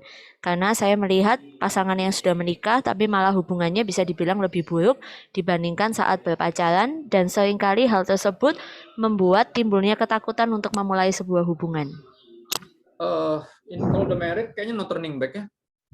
Kayak ikut Yesus ya. I have decided to follow Jesus. No turning back, bener gak? Yang dipersatukan Tuhan nggak boleh diceraikan manusia. Itu yang saya tahu. Cuma kalau pacaran masih bisa putus. Kalau married udah jelas nggak bisa cerai. Ya, ketakutan itu gini, itu namanya FOMO, fear of missing out. Kalau lu terus hidup dengan itu, lu nggak akan jadi sama siapa-siapa, lu nggak akan ngapa-ngapain karena lu takut. Kalau gue kerja ini, kira-kira Tuhan pengennya gue jadi ini nggak ya? Jadi takut, apa aja ditakutin gitu. Ya kalau gue jadi sama dia, nanti jangan-jangan bukan dia jodoh gue, jangan-jangan yang itu. Hidup dengan jangan-jangan itu, hampir sama kayak nggak hidup. Ya itu namanya FOMO, fear of missing out. Tapi kalau lu udah menikah, bukan itu konsekuensi lu sendiri, lu yang pilih. Lu yang masuk di penjara, ya kuncinya lu buang. Kan lu yang masuk, kaya miskin sakit sehat susah senang sampai maut memisahkan. Nggak ada urusan sama kebahagiaan, teman-teman. Ini utamanya tentang pengudusan. Kalau emang kita dulu nggak terlalu melibatkan Tuhan, ya atau kita benar-benar nggak terlalu pedulin Tuhan, kita ikutin hati kita sendiri, konsekuen lah dengan pilihan kita sendiri. Ya kita buat janji di hadapan Tuhan loh, bukan cuma di hadapan orang. Dan buat saya janji itu kita masih pegang. Beberapa pernikahan nggak bahagia, tapi targetnya bukan bahagia, targetnya pengudusan. Ya, jadi buat aku itu yang mesti dibuang. Patokannya kalau cuma bahagia, itu namanya perasaan. Bahaya loh, cinta bukan cuma perasaan. Cinta itu keputusan, dan lebih jauh lagi ini satu covenant, perjanjian. Yang kita bikin bukan hanya antar satu sama lain, tapi di hadapan Tuhan juga. Ya, dan buat saya pernikahan Kristen makanya yang paling powerful karena benar-benar melibatkan 3 pribadi sebenarnya. Bukan cuma suami dan istri, tapi juga ada Tuhan di situ. Pernikahan yang lain mana ada Tuhan? Nggak ada. Makanya kalau udah nggak cocok, nggak ada kecocokan lagi, bisa langsung cerai. Ya kan, suka-suka aja udah.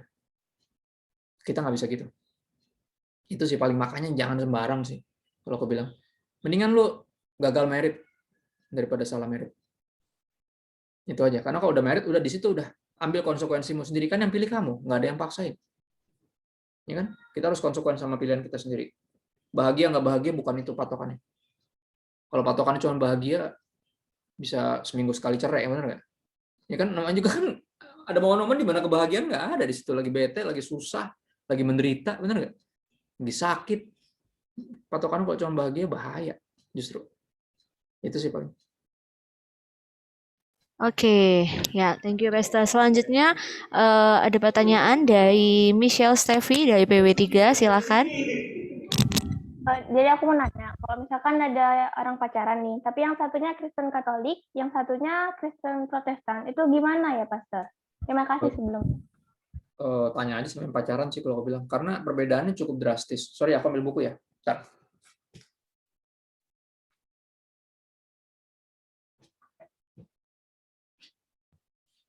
Ini ada buku bagus, terbitan Saat. Roman Catholics and Evangelicals, tebel. Oke, kalau perbedaannya nggak banyak, nggak mungkin setebel ini. Oke, artinya cukup drama ya kawan-kawan. Ini Katolik Roma dan Injili, kesamaan dan perbedaan. Agreements and Differences, Norman Geisler sama Ralph McKenzie. Saat. Malang, aman, dekat, ongkirnya murah kalau dari situ. Ya karena rata-rata di Jatim soalnya. Gue yang jauh. Ini cari. Artinya apa? Segitu berbedanya sampai ada buku setebal ini. Jadi kalau siap dengan semua perbedaan tadi, dengan semua drama yang kemungkinan sangat bisa muncul karena perbedaan tersebut, silakan dijalani karena dua-duanya sebenarnya Tuhan Yesus. Kan nomor satu sebenarnya itu. Cuman dramanya kebanyakan. Karena bedanya setengah mati. Berapa banyak yang pacaran udah 4 tahun, pas mau merit berantem keluarga besarnya. Yang satu pengen di katedral, yang satu pengen di gereja. Ribut, ini amit-amit. Pacaran udah 5 tahun, ributnya belakangan, telat. Dari awal dong ribut. Ya kan? Dari awal apa menang-menang aja ya kan. Wes, rapopo, habis itu berantem. Konyol kan. Jadi di kayak gini-ginian, aku bilang kalau nggak bisa sepakat, berarti nggak sepaket. Ya, bukan masalah perbedaannya kayak gimana. Perbedaan bisa begini, ada yang biasa perbedaan drastisnya bisa karena ras. Ada juga yang gitu. Ya, almarhum papaku dulu waktu pacaran yang mantannya dia tuh 5 tahun dia pacaran. Pas mau dilamar, keluarganya nggak setuju. Beda ras. Ya, yang mantan papaku tuh Chinese, papaku kan pribumi kan. Nah, kemana aja 5 tahun? Rapopo, tahu menang-menang aja, tahu berantem kan ya. Yang kayak gitu-gitu tuh. Pokoknya disepakati aja. Karena pada akhirnya covenant itu, perjanjian itu emang dipenuhi berbagai kesepakatan. Semuanya tentang itu. Ya beda aliran aja bisa berantem kok. Apalagi beda kayak gini kan. Satunya Katolik, satunya Protestan, satunya karismatik aja bisa berantem. Kata yang Protestan kan karismatik sesat, ya kan? Bayangin tuh, pusing kan? Ya, jadi gini, aku di pendalaman Alkitab Pasutri itu ada pasongan yang menarik. Ceweknya itu karismatik, cowoknya itu reform. Keren loh. Ya, jadi perjuangan mereka tuh pacaran cukup lama karena proses kesepakatannya itu ribet. Ya, akhirnya pas married, salah satu alasan sepakat barengnya itu adalah dua-duanya pindah gereja. Dua-duanya pindah gereja dari gereja masing-masing. Jadi yang reform keluar dari gerejanya, yang karismatik keluar dari gerejanya, mereka pindah ke GKY. Cari yang tengah. Kalau di GKY kan kadang-kadang khotbahnya masih suka reform juga kan. Jadi masih ada penyembahan, masih ada gitu, tapi pokoknya itu dia. Pokoknya pada akhirnya itu tentang kesepakatan sih. Kalau nggak bisa sepakat, berarti nggak sepaket. Coba diobrolin itu. Jangan kayak menang-menang aja, rapopo, tahu-tahu berantem. Semua perbedaan tuh mesti diobrolin. Kalau ada kesepakatan, berarti depan berarti memang sepaket. Kalau nggak bisa, jangan dipaksain. Itu sih paling. Oke ya, udah terjawab pasti. Selanjutnya ada pertanyaan via DM juga. Gimana cara mengatasi sikap polos dalam hubungan? Terkadang kita mudah dimanfaatkan jika kita polos dan belum memahami pasangan kita sendiri. Polos apa polos? Gini, yang polos itu cuma anak kecil. Orang dewasa itu nggak polos. Orang dewasa itu dewasa. Orang dewasa itu tahu kapan dia lagi dikerjain. Kapan dia lagi dimanfaatin itu tahu. Ya seringkali lu bukan polos, tapi lagi dongo. Kenapa? Karena lagi dimabuk cinta. Orang kalau dimabuk cinta lagi dongo, do, oke, bo, do, bodoh, ya kan tahu kan? Ya, bukan itu bobo, bo, ya. Benar, itu yang terjadi. Nggak ada orang yang polos. Anak kecil doang yang polos. Orang kalau udah cukup umur itu harusnya nggak polos lagi. Harus perlu pertimbangan. Harus sadar, oh saya lagi dimanfaatin nih. Ini cowok kayaknya cuma pengen ini doang nih, kan gitu. Kelihatan dari roman-romannya nih, ya kan. Nggak mungkin lah lu nggak sadar lu lagi dimanfaatin. Ya kalau lagi diraba-raba itu udah pasti dimanfaatin. Ya pokoknya yang gitu-gitu udahlah. Kita udah gede harusnya. Apalagi di tengah era kemajuan zaman ya. Lo akan tahu kok, bisa bedain kok. Kalau udah bukan kekudusan yang diutamakan, udah larinya ke hawa nafsu dan segala macam, lo tahu lagi dimanfaatin. Jadi apa ya? Aku akan bilang, sorry ya kedengarannya nggak enak. Jangan sok polos nih. Itu aja paling. Itu aja paling. Sorry ya. Cuman itu kenyataannya. Yang polos bisa dibodoh-bodohin itu cuma anak kecil. Makanya apa? Salah satu syaratnya tadi kan ya, udah cinta Tuhan sama udah dewasa, benar ya? Kedewasaan itu bikin orang tuh jadi siaga, jadi tahu gitu. Ya, berhargaannya, dan dia mesti dapat yang seperti apa, yang menghargai juga keberhargaannya. Jangan sampai, ya kan? Polos kan gitu kan? Polos tuh kayak gini loh, lu punya duit 100.000, terus ditukerin sama orang, aku punya duit yang lebih bagus, warnanya biru, keren deh, 50.000. Dia nggak tahu harganya, makanya ditukar. Nah itu polos. Ini kan cuma gara-gara warna doang, merah sama biru. Kan nggak gitu, kita kan tahu keberhargaan kita. Kalau ada diperlakukan berharga, udahlah, nggak usah sok polos, tuh mendingan cabut. Ya itu lagi dimanfaatkan namanya ayat yang tadi kita baca tuh. Ya, mengenai hal ini jangan orang memanfaatkan saudaranya, karena Tuhan yang akan jadi pembalas. Ekstrim. Oke, nah selanjutnya ini ngomongin tentang hubungan yang toksik. Gimana nih Kak, menurut pendapat Kakak, kan hubungan toksik bisa dilihat dari orang lain. Ukuran dari pandangan Kakak, hubungan toksik itu yang bagaimana? Ya, toksik itu sederhana banget. Ciri-ciri orang yang toksik itu controlling. Itu ciri-cirinya. Dia akan mengontrol kamu dengan manipulasi, ngambek, marah, atau ngancem. 3 itu. dia cirinya itu controlling. Dia pengen ngontrol kamu. Itu ciri-ciri toksik. Ya, apapun itu. Dia bisa ngontrol kamu pakai pemberian juga. Karena kamu sering memberi ke dia. Kamu udah terlalu baik sama dia. Akhirnya kalau dia minta apa aja, kamu nggak enak kalau nggak ngasih. Itu lagi keracunan namanya. Oke, toksik itu ciri-cirinya controlling, itu aja. Ini yang menarik. God is in control. Tuhan itu in control tapi nggak controlling. Perhatiin nggak? Tuhan selalu kasih kebebasan buat kita. Padahal dia in control. Nah, setan kebalik. Nggak in control tapi controlling. Makanya ada orang kerasukan setan. Orang kalau kerasukan setan, nggak bisa kontrol dirinya sendiri, kerasukan. Bener nggak? Possessed, dimiliki. Ngerti ya? Ya. Makanya Tuhan, gue bersyukur banget Tuhan kita nggak toksik. Ya, terus gimana kalau dalam hubungan yang toksik? Putuslah, apalagi. Tapi sayang Kak, kita udah pacaran 5 tahun. Teman-teman, gue kasih penggambaran sederhana. Dari apakah hubungan toksik mesti dilanjutin hanya karena udah kelamaan, karena sayang. Gini, anggap gue beli bakmi ayam jamur harganya 200.000. Oke, di restoran yang menunya nggak ada harganya. Teman-teman kalau mau tahu restoran mahal apa enggak, lihat di menunya ada harganya nggak. Kalau nggak ada itu mahal. Oke, lu mendingan cari yang lain. Oke, itu pasti mahal. Apalagi namanya sosok bahasa Inggris. udah cari yang lain. Apalagi bahasa Perancis, nyerah deh. Ya. Nah, lu nggak tahu gimana, lapar, lu masuk ke restoran, bahasanya bahasa Mandarin semua, menunya nggak ada harganya. Right? Ya udah, pikir bakmi ayam jamur ada nggak? Ada. Ya udah bodo amat, berapa lah, nggak tahu 200.000. Nah, pas lu lagi makan sambil meratapi nasib lu gitu kan, abis itu mesti bayar 200.000 cuman buat bakmi ayam jamur, ya kan? Lu menyadari bahwa jamurnya jamur beracun. Langsung kayak lu googling, bener nggak sih? Iya aja nih jamurnya parah. Lu lanjutin nggak bakminya? Lu lanjutin nggak? Kalau gue sih nggak. Kalau lu ada yang sayang pasti kayak udah minggirin aja jamurnya. Kan masih ada bakmi sama ayam. Kalau gue sih nggak. Gue langsung gue tinggalin. Bodoh amat mau bayar 200.000. Antara gue ajak berantem si ininya tuh tukang bakmi karena itu pakai jamur beracun. Tapi yang pasti gue nggak lanjutin makan bakminya sama. Hubungan yang toksik itu harus ditinggalkan. Apapun alasan lu, tapi sayang 200.000. Tapi sayang Kak, udah 5 tahun.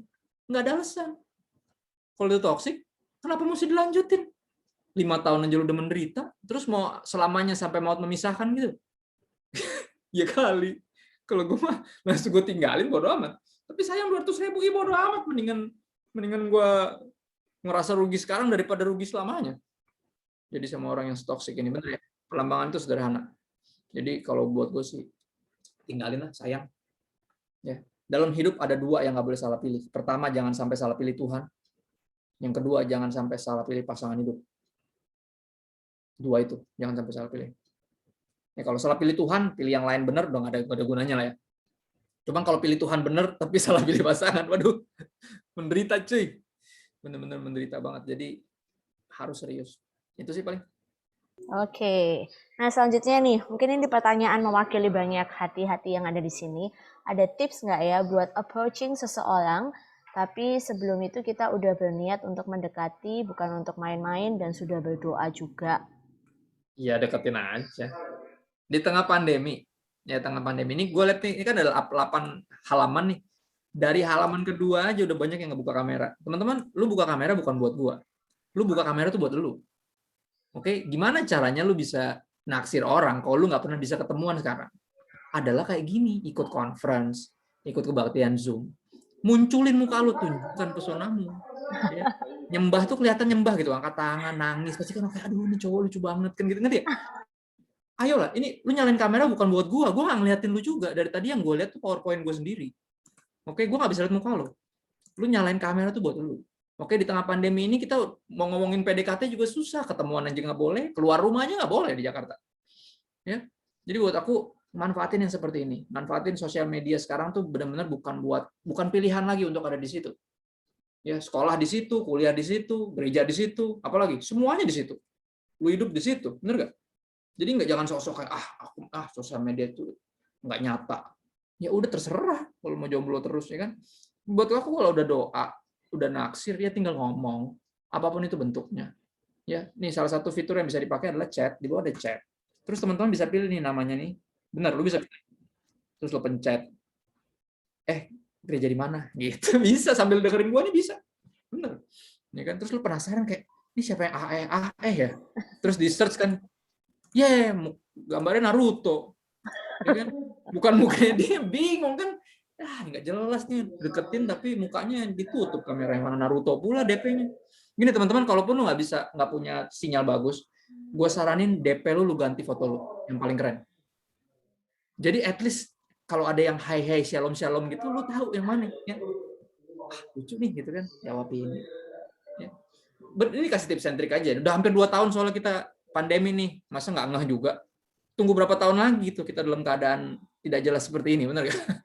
Apalagi kalau udah naksir ya kan, udah 2 tahun, udah doa puasa ya kan, udah puasa doa semalam-malaman, apalagi udah tinggal bilang, benar tinggal bilang, ya aku suka kau, ada pertanyaan kan gitu, langsung aja gitu.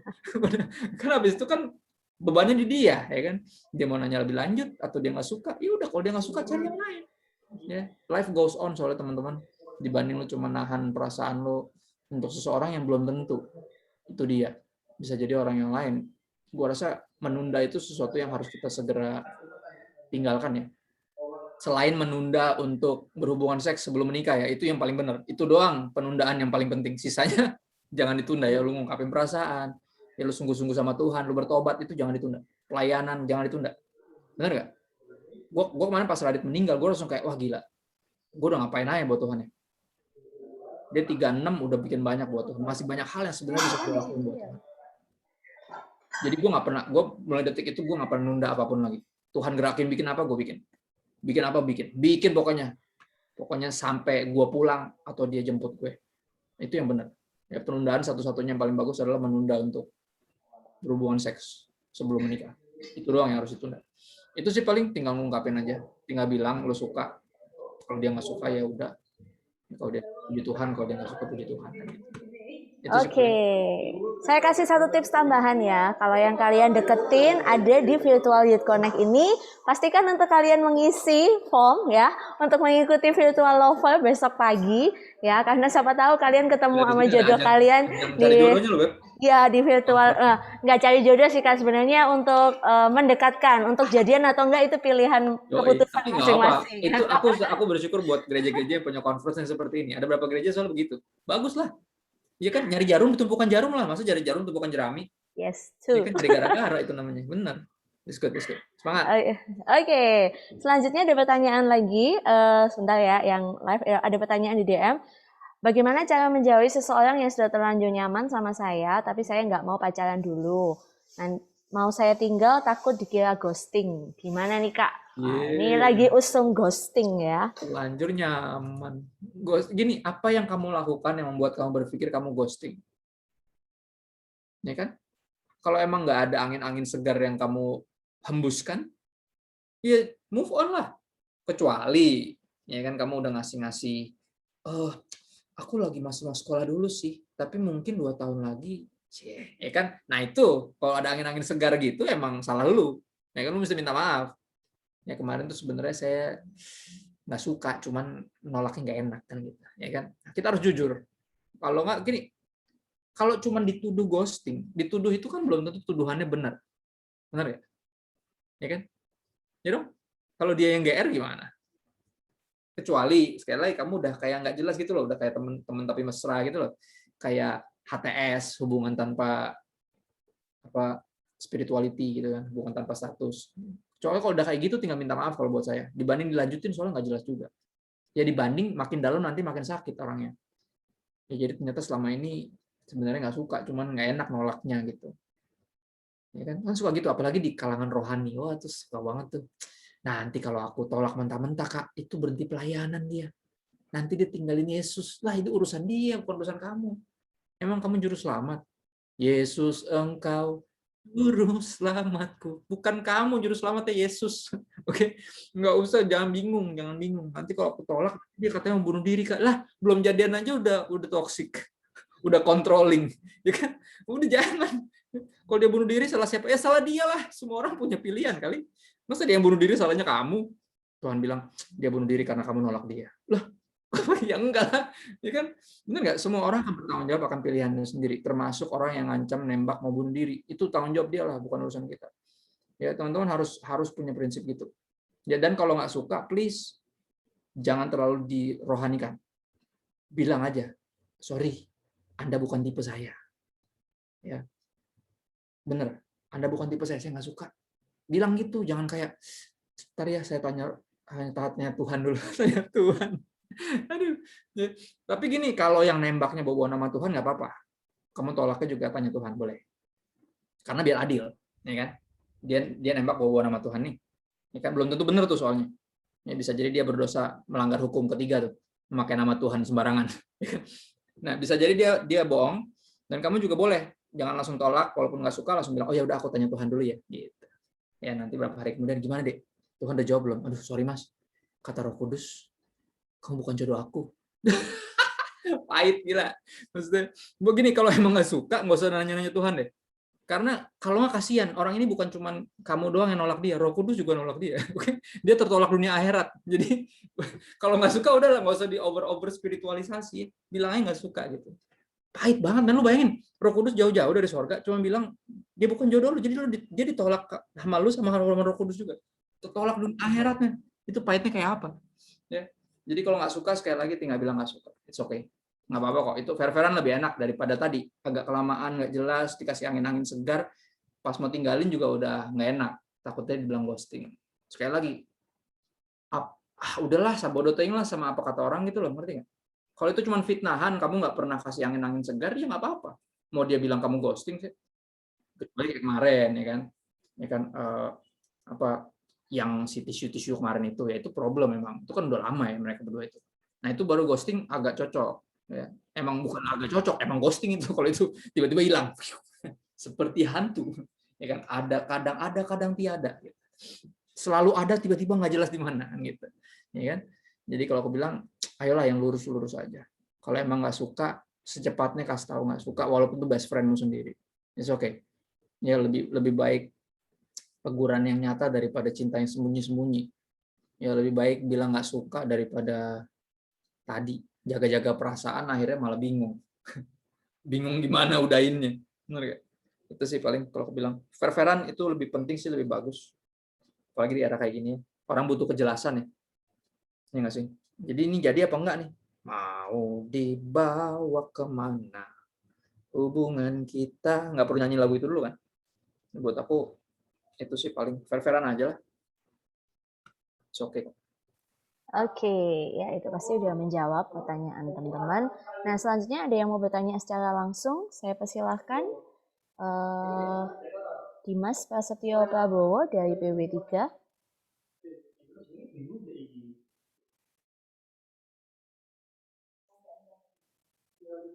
Oke, halo Dimas. Hai Dims, silakan bro. Udah raise hand, tinggal unmute. Kepencet atau mau nanya? Aku kepencet. Kepencet Kak, kepencet. Oh, oke. Ya udah. Oke, saya lanjut dengan pertanyaan yang ada di DM ya. Maaf. Oke. Mau nanya nih Kak, jika sudah terlanjur jatuh dalam dosa seks, apakah kita perlu memberitahukan kepada pasangan kita jika kita sudah pernah melakukan seks dengan tujuan saling terbuka aja? Yup, dia berhak tahu. Apalagi kalau one day dia akan jadi suami atau istrimu, dia berhak tahu. Makanya aku nembak istriku pas dulu mau nembak itu langsung ngaku dosa. Aneh ya, orang tuh kalau mau lamar kerja tuh portfolio yang bagus-bagus dikeluarin. Gue pas deketin dia dulu, pas gue nembak, gue ceritain masa lalu gue sehancur itu, dan gue bilang gue udah sehancur ini, tapi gue suka sama lo. Ada kemungkinan nggak? Ya alhasil ditolak teman-teman. Ditolak, ya kan, pahit memang, tapi it's okay. Yang penting at least gue udah jujur, gue nggak ngumpetin apa-apa, karena gue pengen membangun hubungan di atas kepercayaan, ya di atas kejujuran. Gue tahu hasilnya pasti lebih baik. Ya kalau yang pertama dibangun, kalau yang dulu yang berantakan tuh dibangun atas dasar pencitraan. Ya seolah gue mau berusaha meyakinkan dia bahwa gue tuh pria yang sempurna, paling luar biasa, dan gue coba hidupi nilai itu sampai capek karena gue nggak sempurna. Kesempurnaan cuma milik Allah, ya kan, kata Bunda Dorce, ya. Dan akhirnya gue coba bangun yang kedua ini, gue pacaran cuma 2 kali by the way. Yang satu berantakan, hancur-hancuran, bukan cinta yang gue punya tapi nafsu. Yang kedua ini gue coba bangun dengan kejujuran, gue coba ceritain background masa lalu gue, karena gue berharap gini, gue berharap dia bisa terima gue apa adanya. Ya enggak? Teman-teman mesti tahu, syarat untuk bisa diterima apa adanya, itu menjadi apa adanya. Ya kan? Berhak tahu dia, kalau kamu serius sama dia, dan kalau emang dia benar-benar sayang, harusnya nggak ada problem. Tapi kalau buat gue ya, kalau lu belum mulai hubungan, akan sangat sportif untuk ngaku di depan. Akan sangat sportif. Dan itu akan memberi ruang buat dia berproses. Ya, entah itu problemnya di masalah pengampunan misalnya. Ya, atau di masalah yang lain. It's okay, tapi at least jadi jelas gitu dari awal gitu. Ya, gue ditolak dulu, terus habis itu 6 bulan kemudian kita dekat lagi, terus akhirnya diterima. Ya, prosesnya nggak gampang, tapi kalau emang dari Tuhan nggak akan kemana-mana ya. Dan kalau emang bukan jodoh juga nggak akan kemana-mana sih. Itu justru ciri-ciri kedewasaan. Soalnya orang kan gitu kan. Makanya tadi aku agak kurang ngobrol sih. Ada satu poin yang penting juga mesti dicatat. Harus formatnya itu format. Urutannya itu harus dari teman jadi demen. Harus gitu. Itu yang paling safe. Ya, jadi kalau bukan jodoh ternyata pas udah pacaran akhirnya putus, nggak jadi musuh. Ya, soalnya kalau nggak nanti lu pindah gereja terus, setiap kali putus sama ini pindah gereja. Kamu nggak kenapa pindah gereja, itu ada mantan aku. Ya udah kita pindah gereja sini, ya ada mantan aku juga di situ. Ya terus semuanya aja ada mantan kamu. Akhirnya dia nggak tahu mau gereja di mana, bikin gereja baru. Ya kan sama suaminya, karena semuanya ada mantannya. Kan nggak lucu kan? Terus gue dari teman, karena gini, kalau dari teman tuh yang akhirnya gini, dari teman jadi demen, ternyata pacaran bukan jodoh, dalam tanda kutip, bisa jadi teman lagi. Kan dulunya kan teman kan, bisa jadi teman sepelayanan lagi, oke, santai-santai aja gitu loh. Dan itu salah satu bentuk kedewasaan rohani yang tinggi juga.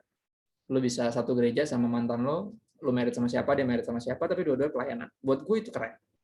Karena di sorga kalian juga akan bersama, benar gak? Ya kan, kalau mantan lo juga anak Tuhan, sih nggak? Nggak usah satu gereja, satu sorga coy. Kalau satu gereja aja males, gimana ntar di sorga? Gue nggak mau masuk Tuhan, ada dia, ada mantan gue, kata Tuhan, gila loh, ayolah, nggak mau, ada dia nggak mau kan gitu, nggak enak, nggak nyaman, canggung, ayolah, norak, ayolah, makanya dari temenan dulu, karena gini, kenapa penting temenan? Karena pas temenan itu, dia tuh jadi apa adanya, dia tuh nggak jaim, kita bisa lihat dia apa adanya pas jadi teman, karena kalau udah mulai naksir, wah, udah mulai so imut tuh dia pasti, benar nggak? udah mulai bangun pencitraan tuh, apalagi kalau udah pacaran. Waduh, pacaran tuh adalah ketika kita lagi in our best behavior biasanya. Makanya apa? Kalau temenan tuh enak, kita bisa lihat, oh ngamuknya gini, ya kan, bete-nya gini, ketawanya ngakaknya gini, ya kan, keselaknya gini, ya kan. Pokoknya kita bisa lihat semua yang ngaco-ngaco itu kita lihat ya. Ih, ketawanya kayak babi. Lucu juga nih buat jadi istri gitu. Misalnya mungkin selera lu aneh gitu kan, it's okay. Nggak apa-apa. Ada orang yang anggap itu seksi, nggak apa-apa, it's okay. Yang penting lu bisa lihat pas temenan, dia jadi apa adanya soalnya. Nah dari sana lu lihat nih orang kalau ngamuk gini, tapi kayaknya oke nih, gue bisa handle nih kayak gini seumur hidup gitu. Nah baru jajaki kemungkinan itu, coba ngobrol, ya coba deketin, temenan lebih intens, teman spesial kan gitu ya, habis itu pacaran. Buat aku step itu yang aman sih. Jadi nanti kalaupun memang bukan jodoh dalam tanda kutip, nggak perlu pindah gereja ya, apalagi cari surga yang lain. Cari surga yang lain, nggak mau ada dia, nggak mau. Ya kan? Oke, itu paling. Sorry, gue kemana-mana. Oke, selanjutnya ada pertanyaan lagi, Kak. Gimana? Ini mungkin mostly banyak yang nanya ya. Mau nanya gimana kalau pacaran tapi orang tua nggak setuju? Ya itu satu. Terus yang ini dijelasin. Nah setujunya kan pasti karena banyak alasan. Nah salah satu yang ditanyakan karena kepercayaan nenek moyang yang nggak boleh berhubungan dengan orang yang arah rumahnya nggak tepat dengan kita. Nah, kebetulan saya tinggal di Jawa, jadi ada aturan semacam itu masih sering dipercaya. Sedangkan menurut saya sebagai orang yang percaya Tuhan, hal itu nggak perlu dipercaya lagi. Sikap apa yang harus saya ambil? Yang pertama harus di briefing sama orang tuanya bahwa kepercayaan itu tidak alkitabiah. Itu dulu. Ya, dan jangan bawanya hanya karena jodoh. Kalau bawanya karena jodoh, mereka pikir kita mengada-ngada. Ngerti nggak maksudnya? Jadi ketika kita jadi Kristen, apalagi sekeluarga udah jadi Kristen, beberapa hal harus disingkirkan. Yang berbau-bau mistis, dan roh-roh halus, dunia-dunia hitam itu mesti minggir. Ya, akan sebagian besar budaya yang kita pegang harus udah nggak boleh lagi dilakukan. Tapi bukan berarti budayanya dibuang mentah-mentah, ya masih banyak yang bisa dilakukan. Penghormatan ke orang tua misalnya. Ya, misalnya di yang Chinese misalnya. Ya, berdoa ke leluhur, ya nggak boleh. Tapi mengenang jasa-jasa mereka boleh. Ya dong, kita mengheningkan cipta lagi upacara kan ngenangin orang-orang yang udah mati. Tapi kan kita nggak berdoa ke mereka, benar nggak? Kalau menghargai harus, mengenang harus, menceritakan harus. Itu yang bikin generasi berikutnya jadi tahu, oh kakekku tuh dulu pahlawan ini loh. Yang gitu nggak apa-apa. Itu harus justru. Cuman selalu serta-merta tuh kayak gitu. Soalnya kalau udah Kristen udah nggak menghargai budaya gitu, tradisi. Nah juga nggak semua tradisi mesti diminggirin. Cuman kalau yang kayak gini karena arah rumahnya salah gitu loh, kasihan. Masa dia mesti pindah kos? Ya. Mah, arah rumahnya udah bagus mah, dia pindah kos. Yang arahnya kemari. Ya kali. Kalau ini problemnya pertamanya ya jelas ada di orang tua. Biasanya yang paling sulit itu banyakkan ras. Masalah ras biasanya, rasial. Kalau yang ini kan tradisi ya, karena ada satu tradisi yang masih dipegang yang sebenarnya nggak kita biah. Hendaknya diomongin tapi bukan dalam konteks kamu lagi mau perkenalin satu orang. Orang tuamu akan akan nggak dengerin karena mengira kamu lagi dimabuk cinta. Ngerti gak? Jadi buat aku kalau apapun alasannya nggak direstui, makanya lebih bagus itu dari awal sebelum jadian itu klonuwun. Ya satu-satu budaya Jawa yang aku suka tuh klonuwun tuh, itu bagus. Ya klonuwun menunjukkan respect. Ya respect menunjukkan bahwa orang ini bisa dipercaya, makanya dari awal dia minta izin dulu. Ya itu akan Itu akan gini, minta izin dulu itu kerap kali itu meruntuhkan setengah tembok. Karena orang tua normalnya pasti bangun tembok. Kalau ada yang mau deketin anaknya, itu udah pasti. Ya, apalagi kalau anaknya cewek. Wah, bukan cuma bangun tembok, dibalikin bawa senjata dia. Udah siap, ya kan? Apa gitu, udah pasti gitu. Gua kalau punya anak cewek pasti gitu, gue. Cuma anak gue dua-duanya laki. Dan gua akan ngajarin mereka untuk klonuwun dulu. Ya klonuwun dulu, minta izin dulu. Jadi jangan dipacarin dulu, langsung jadian, backstreet. Aduh, itu nggak sopan namanya. Habis itu dipaksain lagi. Orang tuanya suruh restuin. Ya, wassalamualaikum deh, ya kan dari depannya aja udah nggak sopan gitu loh. Jadi dari awal dulu lagi udah mau deket dibawa ke rumah, ya coba lihat nggak cocok rumah kamu di mana, oh di sini, oh itu arahnya ke sono kan, wah kenapa emang arahnya, iya nggak gini menurut ini, oh ya udah nanti pintunya saya tuker deh, ya pintunya saya pindah ke belakang, pintunya nanti rumahnya jadi keputar gitu, terus semuanya diputar, ya kan enggak, ya buat aku apapun alasannya respect atau honor itu selalu melembutkan hati orang tua sebenarnya. Ya dan gini, dan pastikan apapun argumen yang kamu bawa ya atau yang akan bisa timbul, coba tunjukkan bahwa gini, keputusan kamu atau argumen kamu ini nggak keluar dari hati yang lagi dimabuk cinta. Tapi ini memang sesuatu yang esensial. Misalnya tentang rasisme. Rasisme itu antikristus. Kenapa? Ya kan? Yesus mati buat semua orang. Pergilah jadikan semua bangsa muridku. Lihat gak? Kalau Yesus rasis, nggak mungkin disuruh semua bangsa. Ya, sorga akan dihuni dari berbagai suku bangsa dan bahasa. Ya, rasisme jelas-jelas nggak nyambung. Dan kita harus beresin itu sesuai apa yang Alkitab bilang dengan sopan pastinya. Jelasin ke orang tua bahwa ini nggak bisa kayak gini gitu. Tuhan Yesus suka ngajarin, Rasul Paulus pernah tegur Petrus karena hal yang ini gitu. Dan nggak usah bawa-bawa cowok lu dulu atau cewek lu dulu. Karena ini sesuatu yang bertentangan dengan berita Injil, kata Rasul Paulus. Ya, aku menentang Kefas atau Petrus terang-terangan karena tingkahnya itu bertentangan dengan berita Injil. Wow. Ya, jadi kalau hal-hal yang sifatnya kayak gitu, obrolinnya jangan dalam konteks mau memperkenalkan calon pacar. Tapi dalam konteks orang tua dengan anak yang sama-sama udah jadi Kristen. Oh ya, itu PR-nya, PR pertamanya itu dulu. Ya cuman kerap kali kan kita kebalik ya. Udah keburu naksir, udah keburu pacaran, bahkan udah jalan ya kan, udah soalnya nggak jadian sih, cuman jalanin aja dulu ya. Ya kan itulah problemnya. Ya kan habis itu mau bawa ke rumah lagi, wah udah kelar, udah diada-adain udah nanti kalau orang tua tuh kan nggak terima kan, saya dizolimi nih namanya, ya kan, saya tidak dihargai. Akhirnya apa aja dimasalahin, salah satunya arah rumah itu alasan yang diada-adain sebenarnya. Mana dia tahu arah rumahnya kemana? Emang pernah ke rumahnya? Kan enggak, itu sebenarnya dibikin-bikin aja karena mungkin nggak suka. Mungkin ada udang di balik bakwan, mungkin alasannya sebenarnya bukan itu. Ya, alasannya kadang kurang cakep, kurang kaya, ya kan. Yang gitu-gitu tuh yang nggak kita bias sebenarnya. Tapi kini kurang cakep kalau menunjukkan bahwa dia bertanggung jawab, ya orang yang bisa diandalkan, orang yang penuh hormat, lama-lama jadi cakep kok. Bener. Karena apa? Temboknya runtuh. Cuma kalau udah ada tembok, mau kata seganteng apa, sekaya apapun, anak jenderal kayak nggak ada urusan kalau udah ketutup hati, apalagi ngerasa dilangkahin kan. Udah jadian, baru tiba-tiba datang ke rumah. Siapa nih? Kenalin mah pacar aku. Apa? Gitu. Papanya lagi tidur langsung ambil golok, ya kan? Apa? Ngomong apa barusan? Gitu. Jadi, itu kurang ajar namanya. Buat saya budaya pelunuan itu penting. Ya karena respect atau honor tuh bisa meruntuhkan bahkan mungkin lebih dari setengah tembok. Bisa meruntuhkan itu. Sisanya tinggal menunjukkan keseriusan. Ya kan makanya pertanyaan kan selalu gitu ya. Kalau di sinetron film-film Indonesia kamu situ serius sama anak om gitu. Selalu pertanyaannya gitu ya.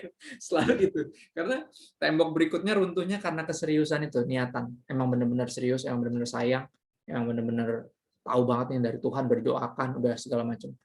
Ya, tapi tembok depannya tuh diruntuhkan sama respect, sama honor. Ya, jadi shalom, sepada gitu. Yang gitu-gitu tuh penting banget. Ya, itu sih paling. Oke, ya. Mungkin ada beberapa pertanyaan, nggak semua pertanyaan bisa kita bahas malam hari ini karena keterbatasan waktu. Tetapi mungkin buat teman-teman yang belum sempat terbahas pertanyaannya, bisa DM langsung ke Pastor Christopher Tapiheru. Beliau sangat friendly banget untuk menjawab pertanyaan teman-teman. Bisa DM ke Instagramnya beliau nanti, sehingga beliau bisa memberikan jawaban buat pertanyaan teman-teman yang mungkin nggak sempat kebahas pada saat sore hari ini. Nah, sesuai schedule, workshop kita ini akan berakhir di jam 6 sore hari ini. Nanti setelah selesai doa, nanti teman-teman bisa live atau kembali ke main hall. Ya, nanti kita akan lanjut di acara KKR nanti malam jam 7. Ya, kita ada break 1 jam. Teman-teman bisa makan malam dulu atau mau mandi-mandi dulu. Mungkin ada yang belum sempat makan malam atau belum sempat mandi. Setelah ini bisa prepare dulu. Nanti jam 7 akan ada di main hall, di Zoom meeting main hall untuk kita mengikuti ibadah. Nanti malam PAW akan dilayani oleh teman-teman dari GPDI Ngunut, dan ibadah malam hari ini nanti akan dilayani oleh Pastor Jeff Minandar dari Tegal. Oleh sebab itu jangan lewatkan ya teman-teman. Pastikan untuk teman-teman boleh mengikuti semua sesi-sesi yang ada dan diberkati lewat acara Virtual Youth Connect. Oke, sebelum kita berdoa, saya mau ngajak dong teman-teman semua yang ada di workshop relationship ini, seperti dikatanya Pastor, boleh on cam semuanya, kita akan foto bersama. Ya, foto bersama. Nah, ini bisa saling lihat nih ya. Nah, tunjukkan dirimu. Dari tadi dong. Siapa tahu ada yang nyantol sore hari ini, besok ketemu di Virtual Lover. Wah, setelah acara ini bisa dapat jawaban yang dinanti-nantikan selama ini ya. Oke, kita akan foto bersama. Saya tunggu semuanya bisa on cam. Oke. Oh iya, ada co-host Asto, bisa dibantu untuk difotokan?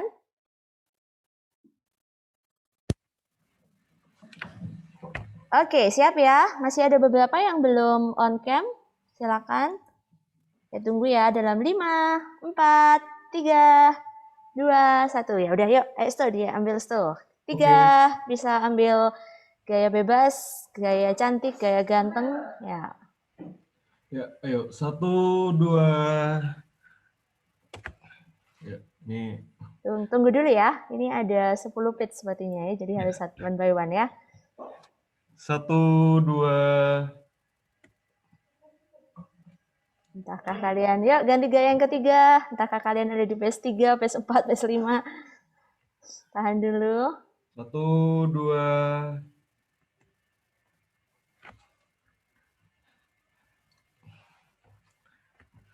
Satu, 2. Ya.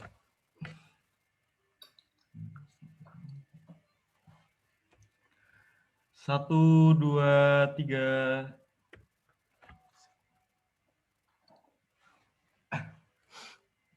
Satu, 2, 3.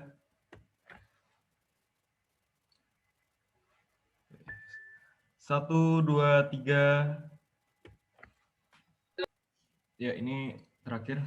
Oke ya. 1, 2. Ya, sudah semuanya. Oke, thank you Coach Hasto. Oke, thank you buat semua teman-teman yang udah join di workshop ini. Special thanks buat Pastor Christopher Tapiheru yang udah melayani kita dengan sharing yang luar biasa. Jangan lupa ya, kami panitia tunggu uploadan resume kalian. Bisa di-upload di IG Story, bisa tag ke YouTube PDI Jatim, bisa tag juga ke Pastor Christopher Tapiheru. Pastikan bahwa setiap resume yang kalian dapatkan juga boleh jadi berkat buat siapapun yang menyaksikan IG Story kalian. Dan kita besok masih akan ketemu lagi sama Pastor Christopher Tapiheru dengan teman-teman yang memilih workshop yang kedua besok di social media, di mana ini juga bisa menjadi sesuatu yang make you powerful or make you weaker. Nanti kita akan sama-sama belajar besok dengan beliau. Nah, oleh sebab itu jangan lewatkan sesi demi sesi yang ada baik di sepanjang hari ini maupun besok ya.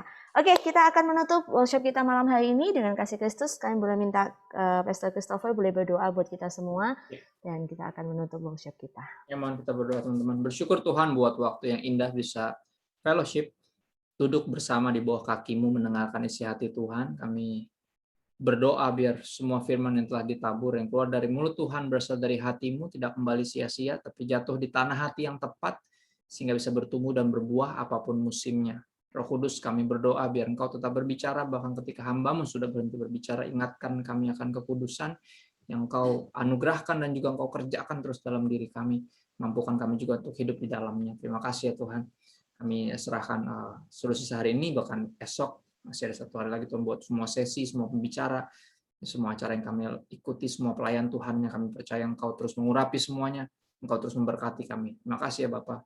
Kami minta bantuan Roh Kudus bukan hanya untuk jadi pendengar, tapi mau jadi pelaku firman. Kami minta bantuan Roh Kudus kepada Bapa yang baik di dalam nama Yesus. Amin. Amin. God bless. Amin. Oke, untuk menutup workshop kita, boleh saya minta teman-teman on mic ya, di unmute, lalu kita boleh sama-sama say thank you to Pastor Christopher ya. Oke. Thank